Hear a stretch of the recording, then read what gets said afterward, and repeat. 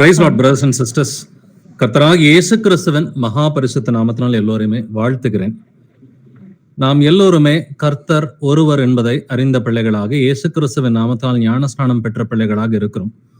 ஆனா நீங்க சுவிசேஷம் அறிவிக்கும் பொழுதோ இல்ல நீங்க ஏற்கனவே இருந்த சபைகள்லயோ யெகோவா சாட்சிகளை பத்தியும் பைபிள் ஸ்டூடெண்ட்ஸ் அப்படிங்கிற அந்த ஒரு கூட்டத்தை பத்தியும் நம்ம கேள்விப்பட்டிருப்போம் இல்லைங்களா?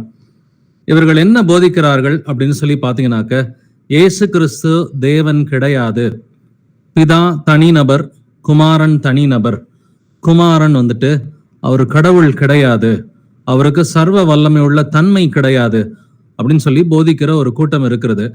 இவர்களை நாம் சந்திப்பதற்கு ஆண்டவர் வாய்ப்பு கொடுக்கும் பொழுது நாம இவர்களுக்கு எப்படி சத்தியத்தை அறிவிப்பது, எந்த வசனங்களை பயன்படுத்துறது அப்படின்றத நாம நல்லாவே தெரிஞ்சுக்கணும். ஏன்னா இவர்கள் பாத்தீங்கன்னா பல டெனாமினேஷனா இருக்கிறாங்க. யெகோவா சாட்சிகள் மட்டும் இல்ல, பைபிள் ஸ்டூடெண்ட்ஸ்ல ஒரு 2-3 கூட்டம் இருக்கிறாங்க. பைபிள் ஸ்டூடெண்ட்ஸ்ல யெகோவா சாட்சிகளுடைய பழைய பேரும் பைபிள் ஸ்டூடெண்ட்ஸ் தான். இந்த பைபிள் ஸ்டூடெண்ட்ஸ் தான் 1870களில் ரசல் அப்படிங்கிற ஒரு மனிதர் மூலமா தொடங்கப்பட்ட ஒரு டெனாமினேஷன். அதுக்கப்புறம் அது ஒரு 4-5 ஒரு குழுக்களாக இருந்தது. அதுக்கு பின்னாடி பாத்தீங்கன்னாக்க ரூதர்ஃபோர்ட் அப்படின்ற ஒரு மனுஷன் மூலமா ஒரு கூட்டம் தங்களுடைய பெயர்களை மாத்திக்கிட்டாங்க. அவங்களுக்கு பேர் ஜெகோவா விட்னஸஸ். பட் கிறிஸ்டடெல்பியன்ஸ் அப்படின்ற ஒரு டெனாமினேஷன் இருக்குது. அவங்களுடைய கொள்கைகளும் போதனைகளும் இதே மாதிரி தான் இருக்கும். சர்ச் ஆஃப் காட் ஆப்ரஹாமிக் அப்படின்ற ஒரு கூட்டம் இருக்கிறாங்க.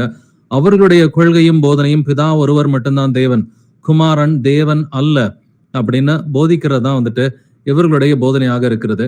ஸோ இவங்கெல்லாம் கிளைம் பண்றது வேதத்தில் இருக்கிறதா அப்படிங்கிறத நம்ம வாசித்து நம்ம வசனங்களோடு இன்னைக்கு ஆராய்ந்து பார்க்க போகிறோம். யோவான் 17ஆம் அதிகாரம் 3வது வசனத்துல, ஒன்றான மெய்தேவனாகிய உம்மையும் நீர் அனுப்பினவராகிய இயேசு கிறிஸ்துவையும் அறிவதே நித்திய ஜீவன். ஸோ இந்த வசனத்தை தான் வழக்கமா அவங்க அதிகமாவே கோட் பண்ணுவாங்க.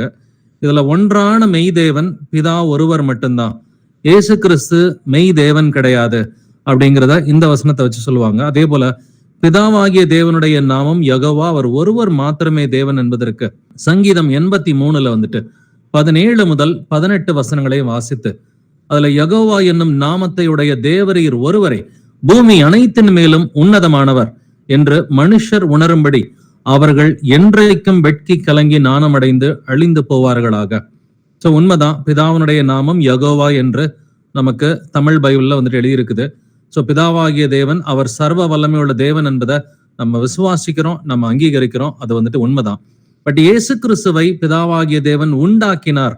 அவர் பழைய ஏற்பாட்டுல ஒரு தூதனாக இருந்தார். அவரை பிதாவாகிய தேவன் சிருஷ்டித்தார் என்று ஒரு சில வசனங்களை தப்பா புரிஞ்சுக்கிட்டு அவங்க சொல்றாங்க. அவர்கள் எந்த வசனத்தை இதுக்கு எடுத்துக்காட்டா காமிக்கிறாங்கன்றத நம்ம வாசித்து புரிஞ்சுக்கலாம். நீதிமொழிகள் 8ஆம் அதிகாரம் வசனங்கள் 22 முதல் 23 வரை மற்றும் 30வது வசனத்தை வாசிக்கலாம். கர்த்தர் தமது கிரியைகளுக்கு முன் பூர்வ முதல் என்னை தமது வழியின் ஆதியாக கொண்டிருந்தார். பூமி உண்டாகும் முன்னும் ஆதி முதற்கொண்டும் அனாதியாய் நான் அபிஷேகம் பண்ணப்பட்டேன். நான் அவர் அருகே செல்ல பிள்ளையாய் இருந்தேன்.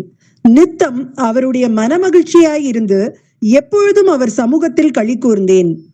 நான் அவர் அருகே செல்ல பிள்ளையாய் இருந்தேன் அப்படின்னு இந்த நீதிமொழிகள் 8:30 எடுத்துக்குவாங்க. அதே போல 22வது வசனத்துல, பூர்வ முதல் என்னை தமது வழியின் ஆதியாக கொண்டிருந்தார். பூமி உண்டானது முன்னும் ஆதி முதற்கொண்டும் அனாதியாய் நான் அபிஷேகம் பண்ணப்பட்டேன். அப்ப பேசுறது இயேசு கிறிஸ்து தான் இங்க அப்படின்னு அவங்களாம் முடிவு பண்ணிக்கிறாங்கன்னா, செல்ல பிள்ளைன்னு எழுதியிருக்கு இல்லையா?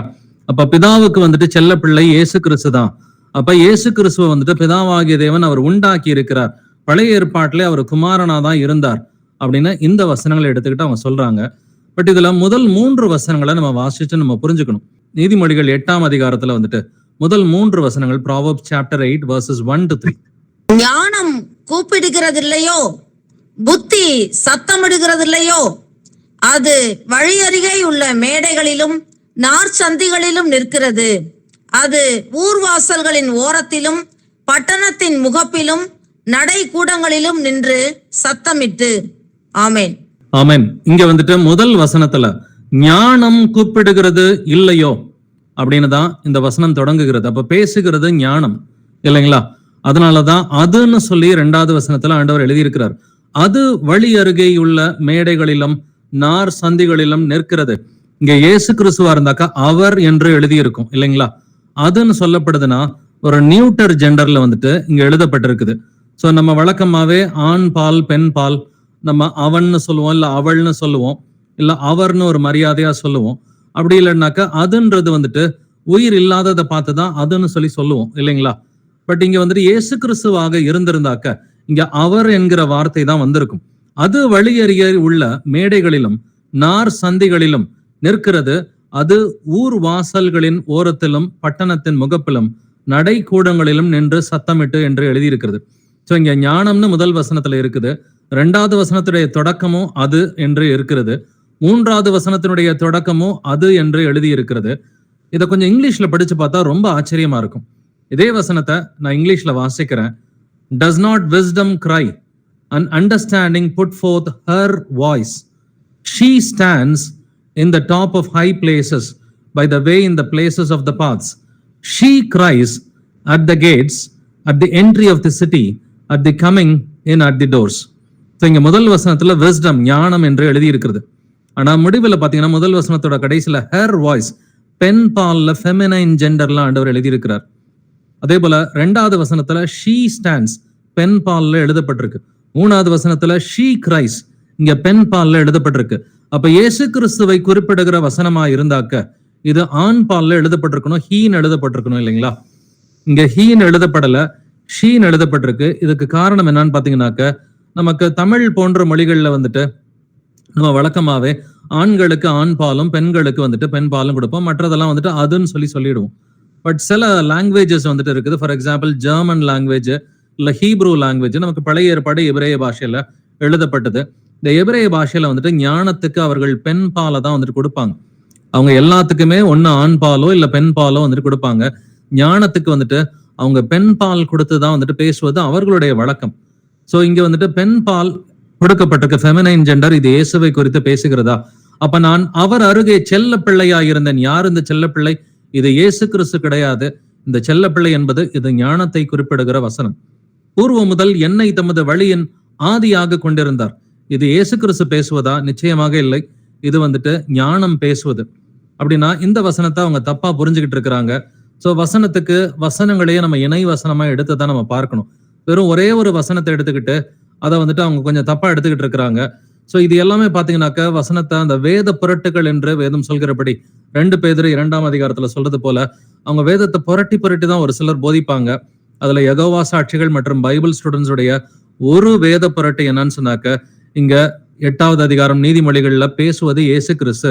இயேசு கிறிஸ்துவை பிதாவாகிய தேவன் ஆதியிலே உண்டாக்கி இருந்தார், அவர்தான் செல்ல பிள்ளை என்று அவர்கள் சொல்வது ஒரு வேத புரட்டு அப்படின்றத முதல் 3 வசனத்துல. இது ஞானம் பேசுகிறது, இது பெண் பால் அப்படின்றத பார்த்துட்டோம். அவங்க இதே ஆர்குமெண்ட்டுக்கு எடுக்கிற புதிய ஏற்பாட்டுல இன்னொரு வசனத்தையும் நம்ம வந்துட்டு புரிஞ்சுக்கலாம். கொலோசையர் 1 அதிகாரம் 15வது வசனத்தை வாசிக்கலாம். கொலோசியன்ஸ் 1:15. அவர் அதரிசமான தேவனுடைய தற்சொரூபமும் சர்வ சிருஷ்டிக்கும் முந்தின பேருமானவர். ஆமென். அவர் அதரிசனமான தேவனுடைய தற்சொரூபமும் சர்வ சிருஷ்டிக்கும் முந்தின பேருமானவர். இங்க சர்வ சிருஷ்டிக்கும் முந்தின பேருமானவர் அப்படின்றத அவங்க எப்படி புரிஞ்சுக்கிறாங்கன்னா, எல்லாவற்றையும் உண்டாக்குவதற்கு முன்னாடி பிதாவாகிய தேவன் இயேசு கிறிஸ்துவை சிருஷ்டித்தார் அப்படின்னு சொல்லி அவங்களா இதுக்கு ஒரு அர்த்தம் கொடுத்துக்கிறாங்க. பட் அப்படிதான் எழுதப்பட்டிருக்குதா அப்படின்றத நம்ம ஆராய்ந்து பார்க்கலாம். சர்வ சிருஷ்டிக்கும் முந்தின பேருமானவர் இது இங்கிலீஷ்ல எப்படி எழுதியிருக்குது அப்படின்னு பாத்தீங்கன்னா the first born of all creation. அப்ப first born of all creationனா பிதா வந்துட்டு இயேசு கிறிஸ்துவை உண்டாக்கினாரா? அவர்கள் சொல்வதுபடி இது சரியா? அப்ப ஃபர்ஸ்ட் பார்ன் அப்படின்றதுக்கு என்ன அர்த்தம் அப்படின்றத நம்ம தெரிஞ்சுக்கணும். முந்தின பேருமானவர் ஃபர்ஸ்ட் பார்னுக்குரிய அர்த்தத்தை நம்ம தெளிவா புரிஞ்சுக்கிறதுக்கு ஒரு சில வசனங்களை நம்ம வாசிக்கலாம். வெளிப்படுத்தின விசேஷம் 3ஆம் அதிகாரம் 14வது வசனம், ரெவலேஷன் 3:14. லவோதிகேயா சபையின் தூதனுக்கு நீ எழுத வேண்டியது என்னவெனில், உண்மையும் சத்தியமுள்ள சாட்சியும் தேவனுடைய சிருஷ்டிக்கு ஆதியுமாயிருக்கிற என்பவர் சொல்லுகிறதாவது. இந்த வசனத்தையும் யெகோவா சாட்சிகளும் பைபிள் ஸ்டூடெண்ட்ஸ் எடுத்துக்கிறாங்க. தேவனுடைய சிருஷ்டிக்கு ஆதியுமாயிருக்கிற ஆமன் என்பவர். அப்ப தேவனுடைய சிருஷ்டிக்கு ஆதி அப்படின்னு சொன்னாக்க இது கிரேக்க பைபிள் எழுதியிருக்குது. ஃபர்ஸ்ட் பார்ன் அப்படின்றதுக்கு வந்துட்டு கிரேக்க பைபிள்ல வந்துட்டு அவங்க தெளிவாவே வந்துட்டு புரோட்டோடோகாஸ் அப்படின்ற ஒரு வார்த்தையை கொடுக்குறாங்க. ஸோ ஃபர்ஸ்ட் பார்ன் அப்படின்றதுக்கு ஃபர்ஸ்ட்ன்ற அர்த்தத்தை அவங்க கொடுக்கல. இது preeminence, highest in rank, அது ஒரு ஆர்டரை குறிக்கிறது கிடையாதுன்றது நமக்கு கொலோசியர்ல இருந்தே வாசிச்சு தெரிஞ்சுக்கலாம். கொலோசியர் 1:15 நம்ம வாசிச்சோம், சர்வ சிருஷ்டிக்கும் முந்தின பேருமானவர்.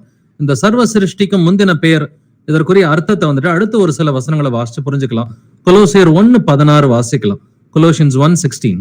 ஏனென்றால் அவருக்குள் சகலமும் சிருஷ்டிக்கப்பட்டது, பரலோகத்தில் உள்ளவைகளும் பூலோகத்தில் உள்ளவைகளும் ஆகிய காணப்படுகிறவைகளும் காணப்படாதவைகளுமான சகல வஸ்துக்களும், சிங்காசனங்கள் ஆனாலும் கர்த்தத்துவங்கள் ஆனாலும் துரைத்தனங்கள் ஆனாலும் அதிகாரங்கள் ஆனாலும் சகலமும் அவரை கொண்டும் அவருக்கென்றும் சிருஷ்டிக்கப்பட்டது.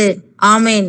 ஆமேன். இந்த வசனம் தொடங்கும் பொழுது அவருக்குள் சகலமும் சிருஷ்டிக்கப்பட்டது அப்படின்னு சொல்லி எழுதியிருக்குது.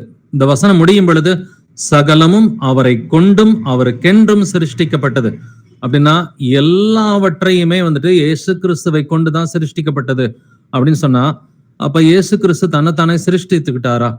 ஏன்னா இயேசு கிறிஸ்துவை பிதா சிருஷ்டித்தாருன்றாங்க, ஆனா எல்லாமே இயேசு கிறிஸ்துவால் தான் உண்டாக்கப்பட்டது என்று எழுதி இருக்கிறது. அப்படின்னா அந்த சர்வ சிருஷ்டிக்கு முந்தின பேருமானவர். அந்த முந்தின பேர், அதற்கு வந்துட்டு என்ன அர்த்தம்? அடுத்த 2 வசனங்களை புரிஞ்சுக்கலாம். கொலோசியர் 1:17 முதல் 18 வசனங்கள். Colossians chapter 1 verses 17 to 18. அவர் எல்லாவற்றுக்கும் முந்தினவர், எல்லாம் அவருக்குள் நிலை நிற்கிறது. அவரே சபையாக சரீரத்துக்கு தலையானவர், எல்லாவற்றிலும் முதல்வராய் இருக்கும்படி அவரே ஆதியும் மரித்தோரிலிருந்து எழுந்த முதற்பெருமானவர். ஆமென். அவர் எல்லாவற்றிற்கும் முந்தினவர். இங்க முந்தினவர்ன்ற வார்த்தை வந்துட்டு திரும்பவும் வந்திருக்குது. முந்தின பேருமானவர், இங்க முந்தினவர்னு 15வது வசனத்துல முந்தின பேரு என்று எழுதியிருக்கிறது.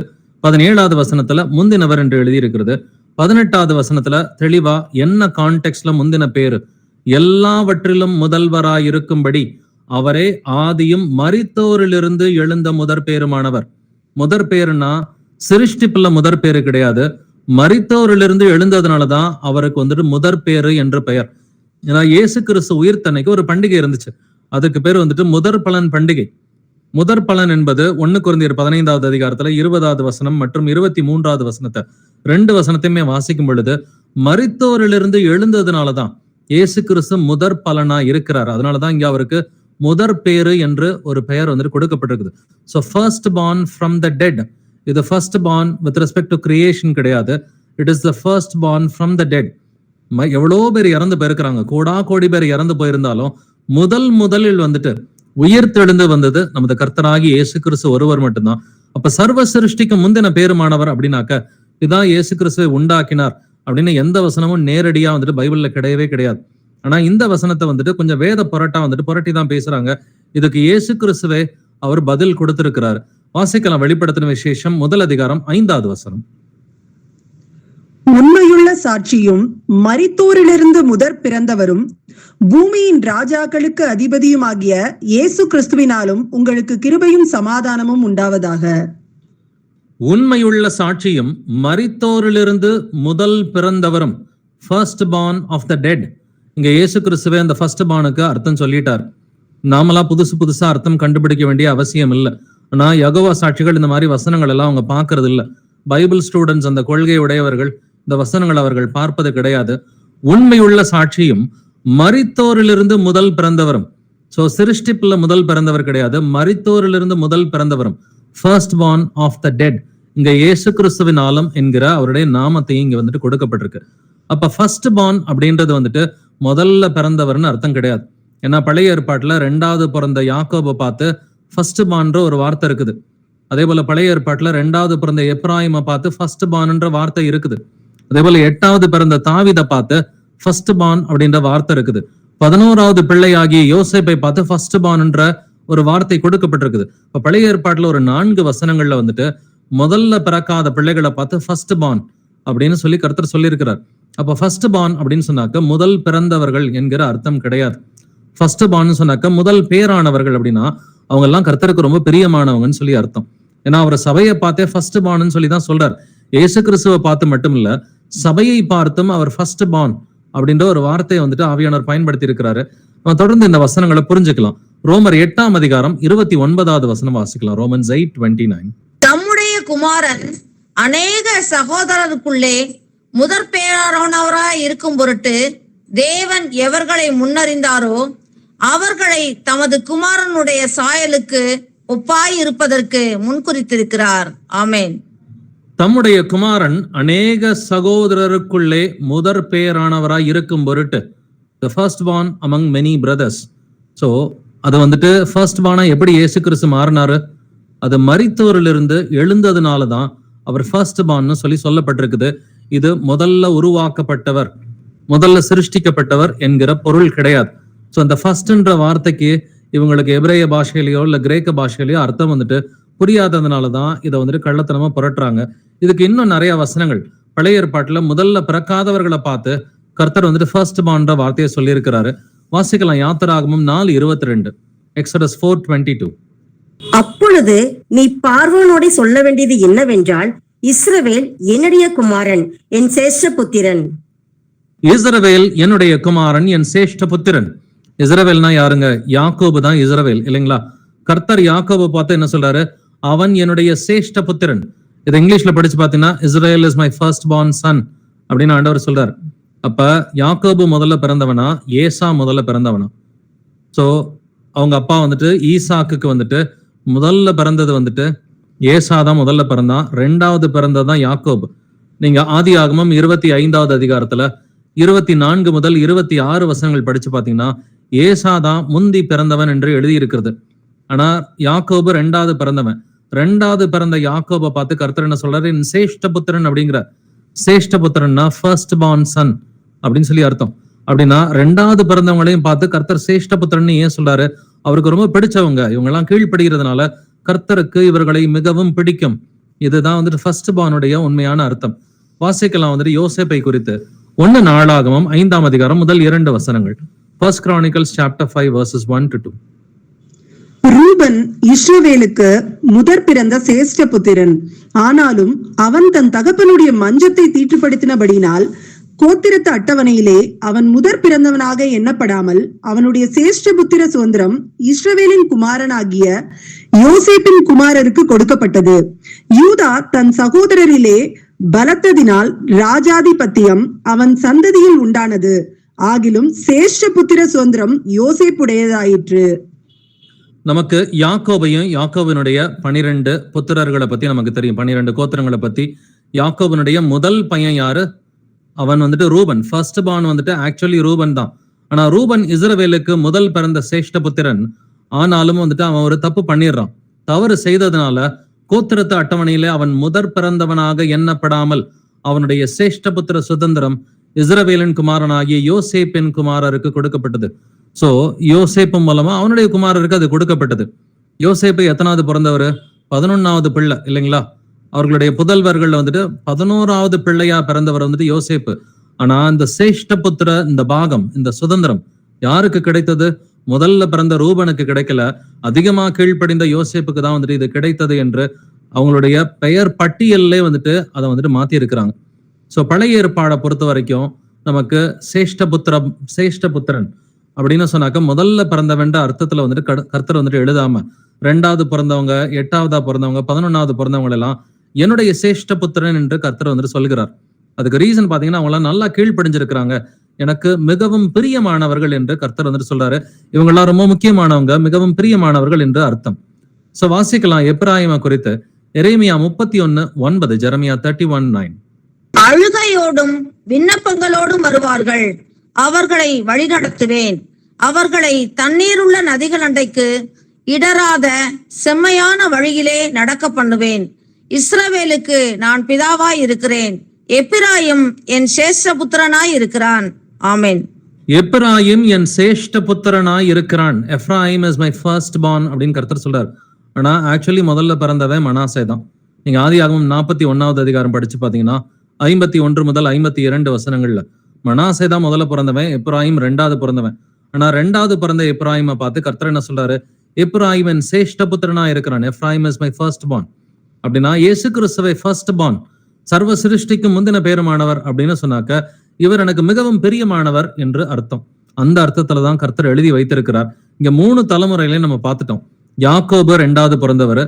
யாக்கோபை பார்த்து ஆண்டவர் என்னுடைய சேஷ்ட புத்திரன்னு சொல்றார். அடுத்து யாக்கோபுடைய பிள்ளைகள்ல வந்துட்டு யோசேப்பு 11வது பிறந்த பிள்ளை. 11வது பிறந்த யோசேப்பை பார்த்து இங்க வந்துட்டு சேஷ்டபுத்திர பாகம் அவருக்கு கிடைத்தது என்று எழுதியிருக்கிறது. அடுத்து யோசேப்பினுடைய பிள்ளைகள்ல மனாசே முதல் பிறந்தவன், எப்ராயிம் 2வது பிறந்தவன். ஆனால் எப்ராயிமை பார்த்து கர்த்தர் வந்துட்டு எப்ராயிமன் சேஷ்டபுத்திரன்றார்.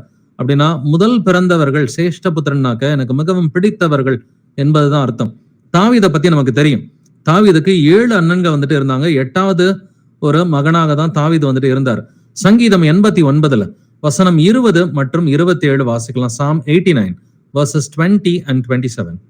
என் தாசனாகிய தாவீதை கண்டுபிடித்தேன், என் பரிசுத்த தைலத்தினால் அவனை அபிஷேகம் பண்ணினேன். நான் அவனை எனக்கு முதற் பேரானவனும் பூமியின் ராஜாக்களை பார்க்கிலும் மகா உயர்ந்தவனும் ஆக்குவேன். ஆமீன். என் தாசனாகிய தாவீதை கண்டுபிடித்தேன். தாவீதை பத்தி கர்த்தர் பேசுறார். 27வது வசனத்துல நான் அவனை எனக்கு முதற் பேரானவனாக நான் வந்துட்டு உயர்ந்தவனா ஆக்கியிருக்கிறேன்னு சொல்லி கர்த்தர் சொல்றார். அப்ப இங்க தாவீது முதற் பேரான ஒரு குமாரனான்னு பாத்தீங்கன்னா நிச்சயமா இல்ல. தாவீது 8வது பிள்ளை அப்படின்றத நம்ம வாசிக்கிறோம். 1 சாமுவேல் 16ஆம் அதிகாரம் வாசிச்சு பாத்தீங்கன்னா தாவீது 8வது பிறந்த பிள்ளை. அப்ப 8வது பிறந்த தாவீத கர்த்தர் ஏன் வந்துட்டு முதல் பேரானவன் சொல்லி கர்த்தர் சொல்றாரு? ஏன்னா தாவீது நல்லா கீழ்ப்படிஞ்சான். கர்த்தருக்கு வந்துட்டு தாவீதை ரொம்ப பிடிக்கும். அதனாலதான் வந்துட்டு முதற் பேரானவன் என்கிற பேர் வந்துட்டு முதல்ல பிறக்காத 4 பேருக்கு பழைய ஏற்பாட்டுல கொடுக்கப்பட்டிருக்கு இல்லைங்களா? புதிய ஏற்பாட்டுல சபையை பார்த்து வந்துட்டு முதற் பேரானவர்கள் என்று எழுதியிருக்கிறது. எபிரேயர் 12ஆம் அதிகாரம் 23வது வசனத்தை வாசிக்கலாம். பரலோகத்தில் பேர் எழுதியிருக்கிற முதற் பேரானவர்களின் சர்வ சங்கமாகிய சபையின் இடத்திற்கும், பரலோகத்தில் பேர் எழுதியிருக்கிற முதற் பேரானவர்களின் சர்வ சங்கமாகிய சபையினிடத்திற்கும் வந்து சேர்ந்தீர்கள் என்று இந்த வசனம் வந்து நமக்கு சொல்லிக் கொடுக்கும். அப்ப சபையை பார்த்தே வந்துட்டு கர்த்தர் என்ன சொல்றாரு? முதற் பேரானவர்கள் அப்படின்னு சொல்லி சபையில இருக்கிற அங்கத்தினர்களை பார்த்து முதற் பேரானவர்கள்னு சொல்றாரு. ஏன்னா சபையில இருக்கிறவங்க எல்லாம் இயேசுவுக்கு கீழ்ப்படுகிறவர்கள். கீழ்ப்படியாதவர்கள் அவர் சபைன்னு சொல்லி கன்சிடர் பண்றதே இல்லை. அவங்க கிறிஸ்தவங்களா இருந்தாலும் சபைன்னு சொல்லி இயேசு கிறிஸ்து கீழ்ப்படியாதவர்களை கன்சிடரே பண்றதில்லை. அப்ப கீழ்ப்படுகிற எல்லோருமே சபையாக இருக்கிறார்கள். சபையை பார்த்தே கர்த்தர் வந்துட்டு முதற் பேரானவர்கள் என்று எழுதியிருக்கிறார். அப்படின்னா இவங்கெல்லாம் முதல்ல பிறந்த பிள்ளைங்களா அப்படின்னு பாத்தீங்கன்னா நிச்சயமா கிடையாது. ஸோ 5ஆவதா பிறந்தவங்க, 8ஆவதா பிறந்தவங்க, 3ஆவதா பிறந்தவங்க யாரா இருந்தாலும் கீழ்ப்படிந்தால் கர்த்தர் வந்துட்டு முதற் பேரானவர்கள் என்று அவர் சொல்கிறார். சோ இயேசு கிறிஸ்துவுக்கு அந்த பெயர் கிடைச்சது எதனால? மரித்தோரிலிருந்து முதல்ல வந்துட்டு எழுந்தது இயேசு கிறிஸ்துவாகத்தான் இருக்கிறார். அதனாலதான் அவருக்கு சர்வ சிருஷ்டிக்கு முந்தின பேருமானவர் என்று கொலோசியர் 1:15 கர்த்தர் சொன்னார். அதே போல 1 கொரிந்தியர் 15:20 வாசிக்கும் பொழுது கிறிஸ்துவோ மரித்தோரிலிருந்து எழுந்து நித்திரை அடைந்தவர்களில் முதற் பலன் ஆனார். ஃபர்ஸ்ட் ஃப்ரூட்னு எழுதியிருக்கு. ஏன் ஃபர்ஸ்ட் ஃப்ரூட் வந்துட்டு? ஏன்னா அன்னைக்கு பண்டிகையே முதற் பலன் பண்டிகை தான். இயேசு கிறிஸ்து உயிர்த்தப்ப அந்த பண்டிகைக்கு பெயரு முதற் பலன் பண்டிகை. 1 கொரிந்தியர் 15:23 அவனவன் தன் தன் வரிசையிலே உயிர்ப்பிக்கப்படுவான், முதற் பலனானவர் கிறிஸ்து என்று எழுதியிருக்கிறது.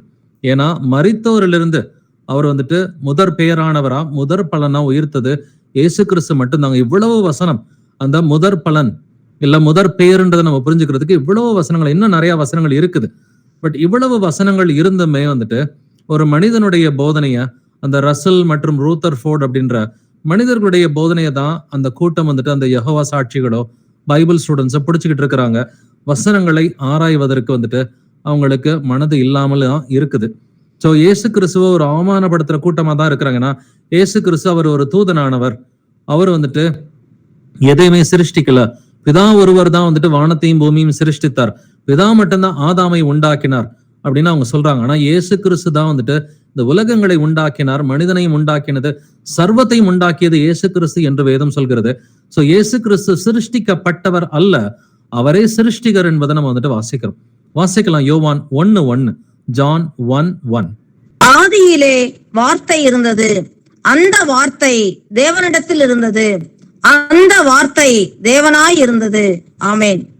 ஆதியிலே வார்த்தை இருந்தது. ஆதியிலேனாக்க சகலமும் உண்டாவதற்கு முன்னாடியே இயேசு கிறிஸ்து வார்த்தையாக இருந்தார். வார்த்தையாக இருந்தார் என்றால் அவர் ஆவியாக இருந்தார் என்ற அர்த்தம். வார்த்தை என்றால் ஆவி, ஆவி என்றால் வார்த்தை. நமக்கு 1 பேதுரு 1 அதிகாரத்துல 10-11 வசனங்கள்ல பழைய ஏற்பாட்டுல இயேசு கிறிஸ்து ஆவியாக இருந்தார் என்று, கிறிஸ்துவின் ஆவியானவர் என்று 11வது வசனத்துல எழுதப்பட்டிருக்கும். யோவான் 1:1 அவர் வார்த்தையாக இருந்தார் என்று எழுதப்பட்டிருக்கிறது. பட் 1 பேதுரு 1:11 இயேசு கிறிஸ்து அவர் ஆவியாக இருந்தார் என்று எழுதப்பட்டிருக்கிறது. யோவான் 6:63 வந்துட்டு நான் சொல்லுகிற வார்த்தை ஆவியாயும் ஜீவனாயும் இருக்கிறது என்று இயேசு கிறிஸ்து சொல்றார். அப்ப ஆவியினாலும் வார்த்தையினாலும் ஒண்ணுதாங்க. இப்ப பழைய ஏற்பாட்டுல இயேசு கிறிஸ்து எப்படி இருந்தார்? ஆதியிலே இயேசு கிறிஸ்து வார்த்தையாக, அதாவது ஆவியாக அவர் இருந்தார். அந்த வார்த்தை தேவனாய் இருந்தது அப்படின்றத நம்ம வாசிக்கிறோம். சோ இயேசு கிறிஸ்து தேவனாக இருந்தார், அவர் வார்த்தையாக ஆவியாக இருந்தார் என்று நம்ம வாசிக்கிறோம். ஆனா இவங்க என்ன சொல்றாங்க? இயேசு கிறிஸ்து பழைய ஏற்பாட்டுல அவர் ஒரு தூதனாக இருந்தார், ஒரு தூதனாகத்தான் அவரை வந்துட்டு சிருஷ்டித்தாங்க அப்படின்னு சொல்லி இவங்க சொல்றாங்கன்னா வேதம் அதோட ஒத்து போகவில்லை. வாசிக்கலாம் யோவான் 1:3, ஜான் 1:3. சகலமும் அவர் மூலமாய் உண்டாயிற்றே, உண்டானதொன்றும் அவராலே அல்லாமல் உண்டாகவில்லை. ஆமென். சகலமும் அவர் மூலமாய் உண்டாயிற்று. யார் மூலமா? இயேசு கிறிஸ்துவின் மூலமா தான் சகலமும் இயேசு கிறிஸ்துவின் மூலமாக உண்டாயிற்று. உண்டானது ஒன்றும் அவராலே அல்லாமல் உண்டாகவில்லை. அப்ப இயேசு கிறிஸ்து தான் எல்லாவற்றையும் உண்டாக்கினார். எதுவுமே இயேசு கிறிஸ்து அல்லாமல் உண்டாக்கப்படவில்லை என்று வேதம் சொல்கிறது இல்லைங்களா? அப்படின்னா இவங்க சொல்றாங்க வந்துட்டு இயேசு கிறிஸ்துவை பிதா உண்டாக்கினார் அப்படின்னு சொல்றாங்க. ஆனா இந்த வசனம் சொல்லுது இயேசு கிறிஸ்து தான் எல்லாவற்றையும் உண்டாக்கினார், அவராலே அல்லாமல் ஒன்றுமே உண்டாகவில்லை. அப்படின்னா அவர் தன்னைத்தானே படைச்சுக்கிட்டாரா அப்படின்ற ஒரு கேள்வியை தான் உங்கள்கிட்ட கேட்கணும். இந்த கேள்வியை கேட்டாலும் உங்களுக்கு பதில் தெரியாது. அப்படின்னா இயேசு கிறிஸ்துவை நம்ம நல்லா வந்துட்டு ஆராய்ச்சி செய்கிற பிள்ளைகளா இருக்கணும். அவர் யாரு?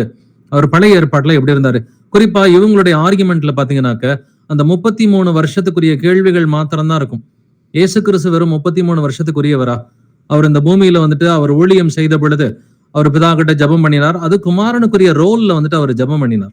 அவர் மனிதனாக வந்ததோ, அவர் ஜெபம் செய்ததோ வந்துட்டு, அவர் பிதாவிடம் பேசியதோ வந்துட்டு, இது எல்லாமே தன்னுடைய மனித தன்மையை காண்பிப்பதற்காக, குமாரனுக்குரிய ரோலை காண்பிப்பதற்காக தான் வந்துட்டு அது எழுதப்பட்டிருக்கிறது. பட் அதுக்கு முன்னாடி ஆதாமை யார் உண்டாக்கினா? இயேசு கிறிஸ்து தான் உண்டாக்கினார். வானத்தையும் பூமியும் யார் உண்டாக்கியது? இயேசு கிறிஸ்து தான் உண்டாக்கினார். அப்படி இருக்கிறப்ப பழைய ஏற்பாட்டுல இயேசு கிறிஸ்து எப்படி இருந்தாருன்றதை நம்ம முதல்ல தெரிஞ்சுக்கணும். அதே போல அந்த ரோல், குமாரனுக்குரிய ரோல்ல அந்த 33 வருஷம் வந்துட்டு இயேசு கிறிஸ்து தன்னையே எப்படி தாழ்த்தி கொண்டார் அப்படின்றத நம்ம தெரிஞ்சுக்கணும். அடுத்து அவர் மரித்து உயிர்த்த பிறகு அவர் வந்துட்டு எப்படி இருக்கிறார்? அவர் மாம்சத்திலே கொலையுண்டு ஆவியிலே உயிர்ப்பிக்கப்பட்டார் என்று வேதம் சொல்கிறது. அவர் ஆவியிலே உயிர்ப்பிக்கப்பட்டு பிதாவின் வலது பாரிசத்திலே அவர் வீற்றிருக்கிறார் அப்படின்னும் வேதம் சொல்கிறது. அப்படின்னா பிதாவின் வலது பாரிசம் என்றால் என்ன? அதை நம்ம கொஞ்சம் நல்லா தெரிஞ்சுக்கலாம். வெளிப்படுத்தின விசேஷம் 4ஆம் அதிகாரம் வசனம் 2 மற்றும் 11 வாசிக்கலாம். Revelation chapter 4 verses 2 and 11. உடனே ஆவிக்குள்ளானேன். அப்பொழுது இதோ வானத்தில் ஒரு சிங்காசனம் வைக்கப்பட்டிருந்தது. அந்த சிங்காசனத்தின் மேல் ஒருவர் வீற்றிருந்தார். கர்த்தாவே, தேவரீர் மகிமையையும் கனத்தையும் வல்லமையும் பெற்றுக்கொள்கிறதற்கு பாத்திரராயிருக்கிறீர். நீரே சகலத்தையும் சிருஷ்டித்தீர். உம்முடைய சித்தத்தினாலே அவைகள் உண்டாயிருக்கிறவைகளும் சிருஷ்டிக்கப்பட்டவைகளுமாய் இருக்கிறது என்றார்கள். ஆமென். உடனே ஆவிக்குள்ளானேன் என்று யோவான் சொல்றான். அப்பொழுது இதோ வானத்தில் ஒரு சிங்காசனம் வைக்கப்பட்டிருந்தது. அப்ப பரலோகத்துல எத்தனை சிங்காசனம் இருக்குது? ஒரே ஒரு சிங்காசனம் தான். அந்த சிங்காசனத்தின் மேல் ஒருவர் வீற்றிருந்தார். ஒரே ஒருவர் தான் சிங்காசனத்துல இருக்கிறார். அந்த ஒருவர் யார்? இயேசு கிறிஸ்து தான் சிங்காசனத்துல இருக்கிறார். நான் பிதாவை பார்க்க முடியாதுன்னு வேதம் சொல்லுது இல்லைங்களா? என்னை கண்டு ஒருவனும் உயிரோடு இருக்கக்கூடாது. அதே போல இயேசு கிறிஸ்து சொல்றாரு, என்னை கண்டவன் பிதாவை கண்டான்னு சொல்றார். அப்ப வீட்டில் இருப்பது இயேசு கிறிஸ்து தான். அப்ப பிதாவின் வலது பாரிசம்னு சொல்றமே, அப்ப 2 பேர் இல்லையா? 2 சிங்காசனம் இல்லையான்னு பாத்தீங்கன்னா ஒரே ஒரு சிங்காசனம் தான் இருக்குது.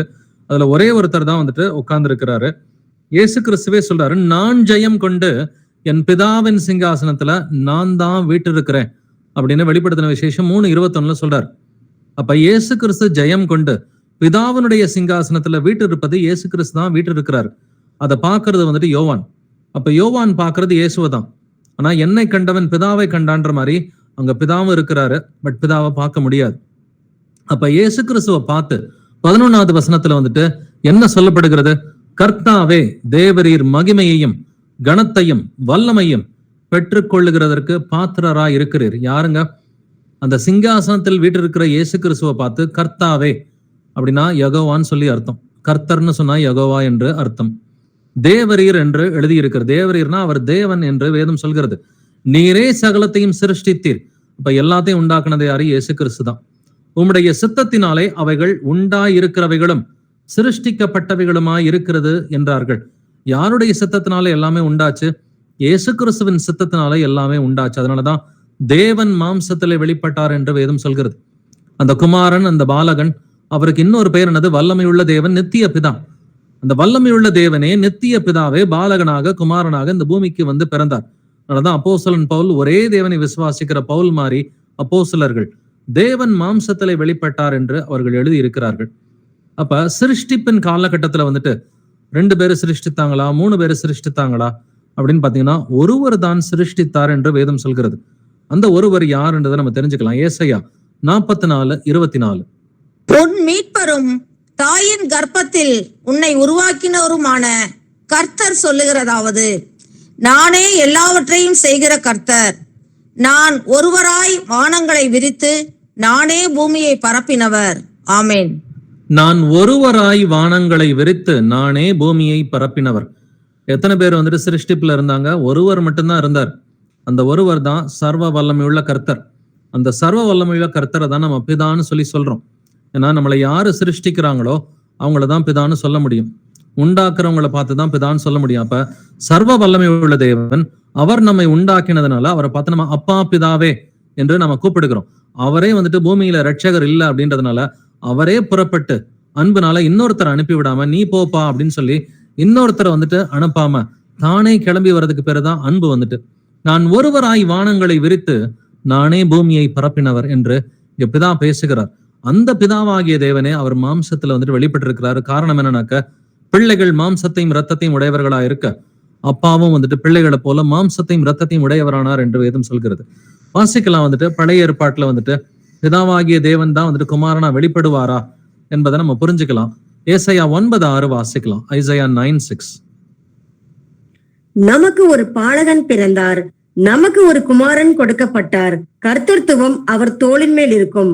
அவர் நாமம் அதிசயமானவர், ஆலோசனை கர்த்தா, வல்லமையுள்ள தேவன், நித்திய பிதா, சமாதான பிரபு என்னப்படும். ஆமீன். ஆமென். நமக்கு ஒரு பாலகன் பிறந்தார், நமக்கு ஒரு குமாரன் கொடுக்கப்பட்டார், கர்த்தத்துவம் அவர் தோளின் மேல் இருக்கும் அப்படிங்கிறதெல்லாம் வாசிக்கிறோம்.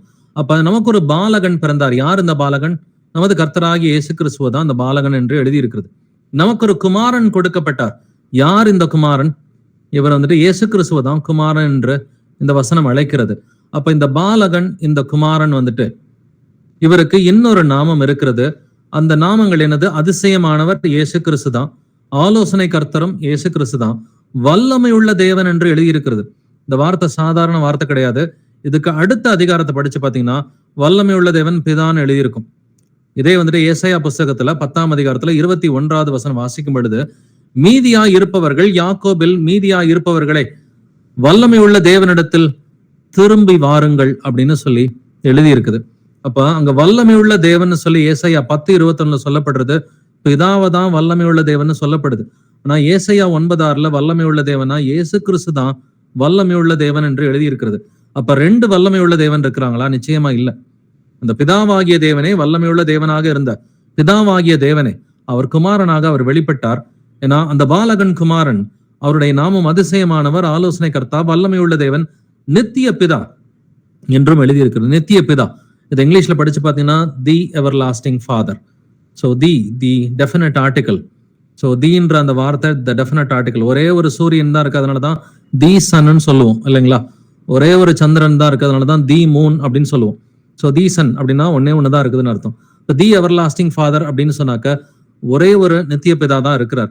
அந்த ஒரே ஒரு நித்திய பிதாவே வந்துட்டு பாலகனா குமாரனாக அவர் வெளிப்பட்டார். பட் இந்த வசனத்துல அவங்கள்ட்ட காமிச்சாக்க, இல்லைங்க நமக்கு 2 பிதா இருக்கிறாரு இப்படி எல்லாம் சொன்ன ஒரு சிலர் இருக்கிறாங்க. இயேசுவும் நமக்கு பிதாதான், நமக்கு பிதாவும் நமக்கு பிதாதான், நீங்க 2 பேரையுமே நீங்க அப்பான்னு கூப்பிடலான்னு வாங்க. ஆனா மல்கியா 2:10 சொல்லுது, நம்ம எல்லோருக்கும் ஒரே பிதா இல்லையோ என்று வேதம் சொல்கிறது இல்லைங்களா? மல்கியா 2ஆம் அதிகாரம் 10வது வசனத்தில் நம்ம எல்லோருக்கும் ஒரே பிதா இல்லையோ, 2 பிதா என்று சொல்வது அது வேதத்தின்படி வந்துட்டு ரொம்ப தவறான ஒரு வார்த்தையா வந்துட்டு இருக்கும். நான் இயேசு கிறிஸ்துவுக்கு எந்த தொடக்கமும் இல்லைன்னு சொல்லி நமக்கு எல்லாருக்கும் தெரிஞ்ச ஒரு வசனமே சொல்லி கொடுக்கிறது. வாசிக்கலாம். மீகா 5ஆம் அதிகாரம் 2வது வசனம். மைக்கா 5:2. எப்பிராத்தா எனப்பட்ட பெத்லஹேமே, நீ யூதேயாவில் உள்ள ஆயிரங்களுக்குள்ளே சிறிதாயிருந்தும் இஸ்ரவேலை ஆளப் போகிறவர் உன்னிடத்திலிருந்து புறப்பட்டு என்னிடத்தில் வருவார். அவருடைய புறப்படுதல் அநாதி நாட்களாய் பூர்வத்தினுடையது. ஆமென். ஆமென். இயேசு கிறிஸ்து பெத்லஹேம்ல பிறப்பார் என்ற ஒரு தீர்க்க தரிசனத்துக்குரிய வசனம் தான் இது. பட் இதுல 2வது பகுதியை, கடைசி பகுதியை பாத்தீங்கன்னா, அவருடைய புறப்படுதல் அநாதி நாட்களாகிய பூர்வத்தினுடையது. அனாதினா என்னங்க அர்த்தம்? எவர் லாஸ்டிங்னு சொல்லி அர்த்தம். புறப்படுதல்னா அந்த beginnings, his goings forth is from எவர் லாஸ்டிங்னு சொல்லி வேதம் சொல்லுது. இதுக்கு பேசிக்கலி அவருக்கு தொடக்கமே இல்லைன்னு அர்த்தம். அவர் வந்துட்டு மாம்சத்தின்படி அவர் பெத்லஹேம்ல பிறந்தாலும் அவருக்கு தொடக்கமே இல்லைன்னு சொல்றதுதான் இந்த வசனம். சர்வ வல்லமை உள்ள தேவனே பெத்லஹேம்ல வந்து பிறப்பாருன்னு சொல்றதுதான் மீகா 5:2. அவருடைய புறப்படுதல் அனாதி நாட்களாகிய பூர்வத்தினுடையது, அவருக்கு தொடக்கம் இல்லை என்று வேதம் சொல்கிறது. பட் ஆனா இந்த மாதிரி கூட்டம் வந்துட்டு யெகோவா சாட்சிகளோ, பைபிள் ஸ்டூடெண்ட்ஸோ, இல்ல கிறிஸ்டடெல்பியன்ஸோ, இல்ல இந்த சர்ச் ஆஃப் காட்னு சொல்ற அந்த இன்னொரு கூட்டமோ, இவங்க இயேசு கிறிஸ்துவ வெறும் குமாரன் மட்டும்தான் அங்கீகரிப்பாங்க. இவர் மனுஷகுமாரன் அல்லது தேவகுமாரன். அதுக்கு ஒரு சில வசனங்களை வந்துட்டு சொல்லுவாங்க. உண்மைதான், இயேசு கிறிஸ்து மனுஷகுமாரன் என்கிற பெயர்ல வந்துட்டு அவர் வந்துட்டு அழைக்கப்பட்டார். தேவகுமாரன், தேவனுடைய குமாரன் என்கிற பெயர்ல வந்துட்டு அவர் அழைக்கப்பட்டார். உண்மைதான். இதுக்கு நிறைய வசனங்களும் இருக்குது. மார்க் 1:1 நீங்க வாசிக்கும் பொழுது தேவனுடைய குமாரனாகிய இயேசு கிறிஸ்துவனுடைய சுவிசேஷத்தின் ஆரம்பம். மார்க்ல 1 அதிகாரம் 1 வசனமே இயேசு கிறிஸ்துவ தேவனுடைய குமாரன் தான் சொல்லும். யோவான் 1 அதிகாரம் 34 வசனத்துல அந்தபடியே நான் கண்டு இவரே தேவனுடைய குமாரன் என்று சாட்சி கொடுத்து வருகிறேன் அப்படின்னு யோவான் ஸ்நானன் வந்துட்டு இயேசு கிறிஸ்துவ தேவனுடைய குமாரன்னு சொல்றான். அது உண்மைதான். அதே போல யோவான் 1:49 நாத்தான்வேல் வந்துட்டு அதற்கு நாத்தான்வேல், ரபி, நீர் தேவனுடைய குமாரன், நீர் இஸ்ரவேலின் ராஜா என்றான். அப்ப நாத்தான்வேலும் வந்துட்டு தேவனுடைய குமாரன்னு சாட்சி கொடுக்கிறான். அப்ப வேத வாக்கியமே மார்க் 1:1 இயேசு கிறிஸ்துவ தேவனுடைய குமாரன்னு சொல்லி கொடுக்குது. அப்ப ஜான் த பேப்டிஸ்ட், யோவான் ஸ்நானனும் இயேசு கிறிஸ்துவ தேவனுடைய குமாரன்னு சொல்றான். நீர் தேவனுடைய குமாரன், இயேசு கிறிஸ்துவே ஒத்துருக்கிறார். ஆமாப்பா நான் தேவனுடைய குமாரன்றதை வந்துட்டு லூக்கா 22:70 அவரை கைதி பண்ணி அவர்கிட்ட வந்துட்டு விசாரிக்கும் பொழுது அதற்கு அவர்கள் எல்லாரும் அப்படியானால் நீ தேவனுடைய குமாரனா என்று கேட்டார்கள். அதற்கு அவர், நீங்கள் சொல்லுகிறபடியே நான் அவர்தான் என்றார். அப்ப நான் தேவனுடைய குமாரன்றதை இயேசு கிறிஸ்து ஒத்துக்கிட்டு இருக்கிறார். பட் வெறுமனே அவர் தேவனுடைய குமாரன் மட்டும்தானா? அவர் நம்முடைய சகோதரர் என்று எழுதியிருக்கிறது. அப்படின்னா இயேசு கிறிஸ்து வெறும் தேவனுடைய குமாரன், நம்முடைய சகோதரர் மட்டும்தானா? நம்ம இதை ஒத்துக்கிறோம். இயேசு கிறிஸ்து தேவனுடைய குமாரன்றதை இந்த வசனங்களை படிச்சு நம்ம ஒத்துக்கிறோம். அவர் நம்முடைய சகோதரர் என்று எழுதியிருக்கிறது, அதுவும் உண்மைதான். அவர் அப்போஸ்தலர் என்றும் எழுதியிருக்கிறது, அதுவும் வந்துட்டு உண்மைதான். அவர் பிரதான ஆசாரியர் என்று எழுதியிருக்கிறது, அதுவும் வந்துட்டு உண்மைதான். பட் அதே போல நிறைய வசனங்கள்ல அவர் சர்வ வல்லமை உள்ள தேவன் என்றும் எழுதியிருக்கிறது.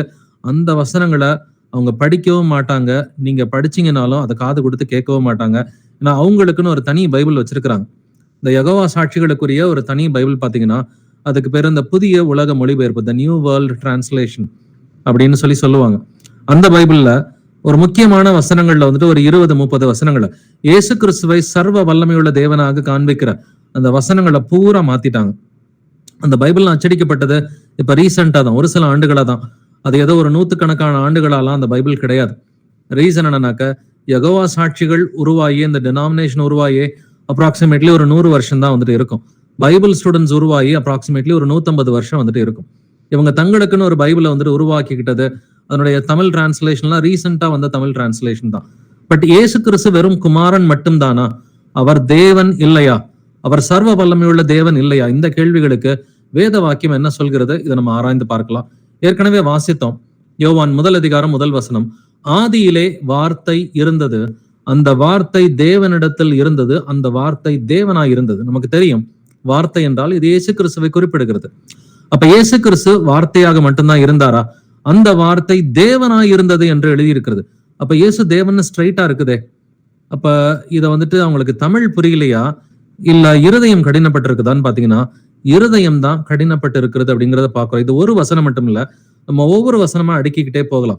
இயேசு கிறிஸ்து தேவன் என்கிற வசனங்கள் மட்டுமல்ல, அவர் சர்வ வல்லமையுள்ள தேவன் என்கிற வசனங்களையும் நம்ம ஆராய்ந்து பார்க்க போகிறோம்.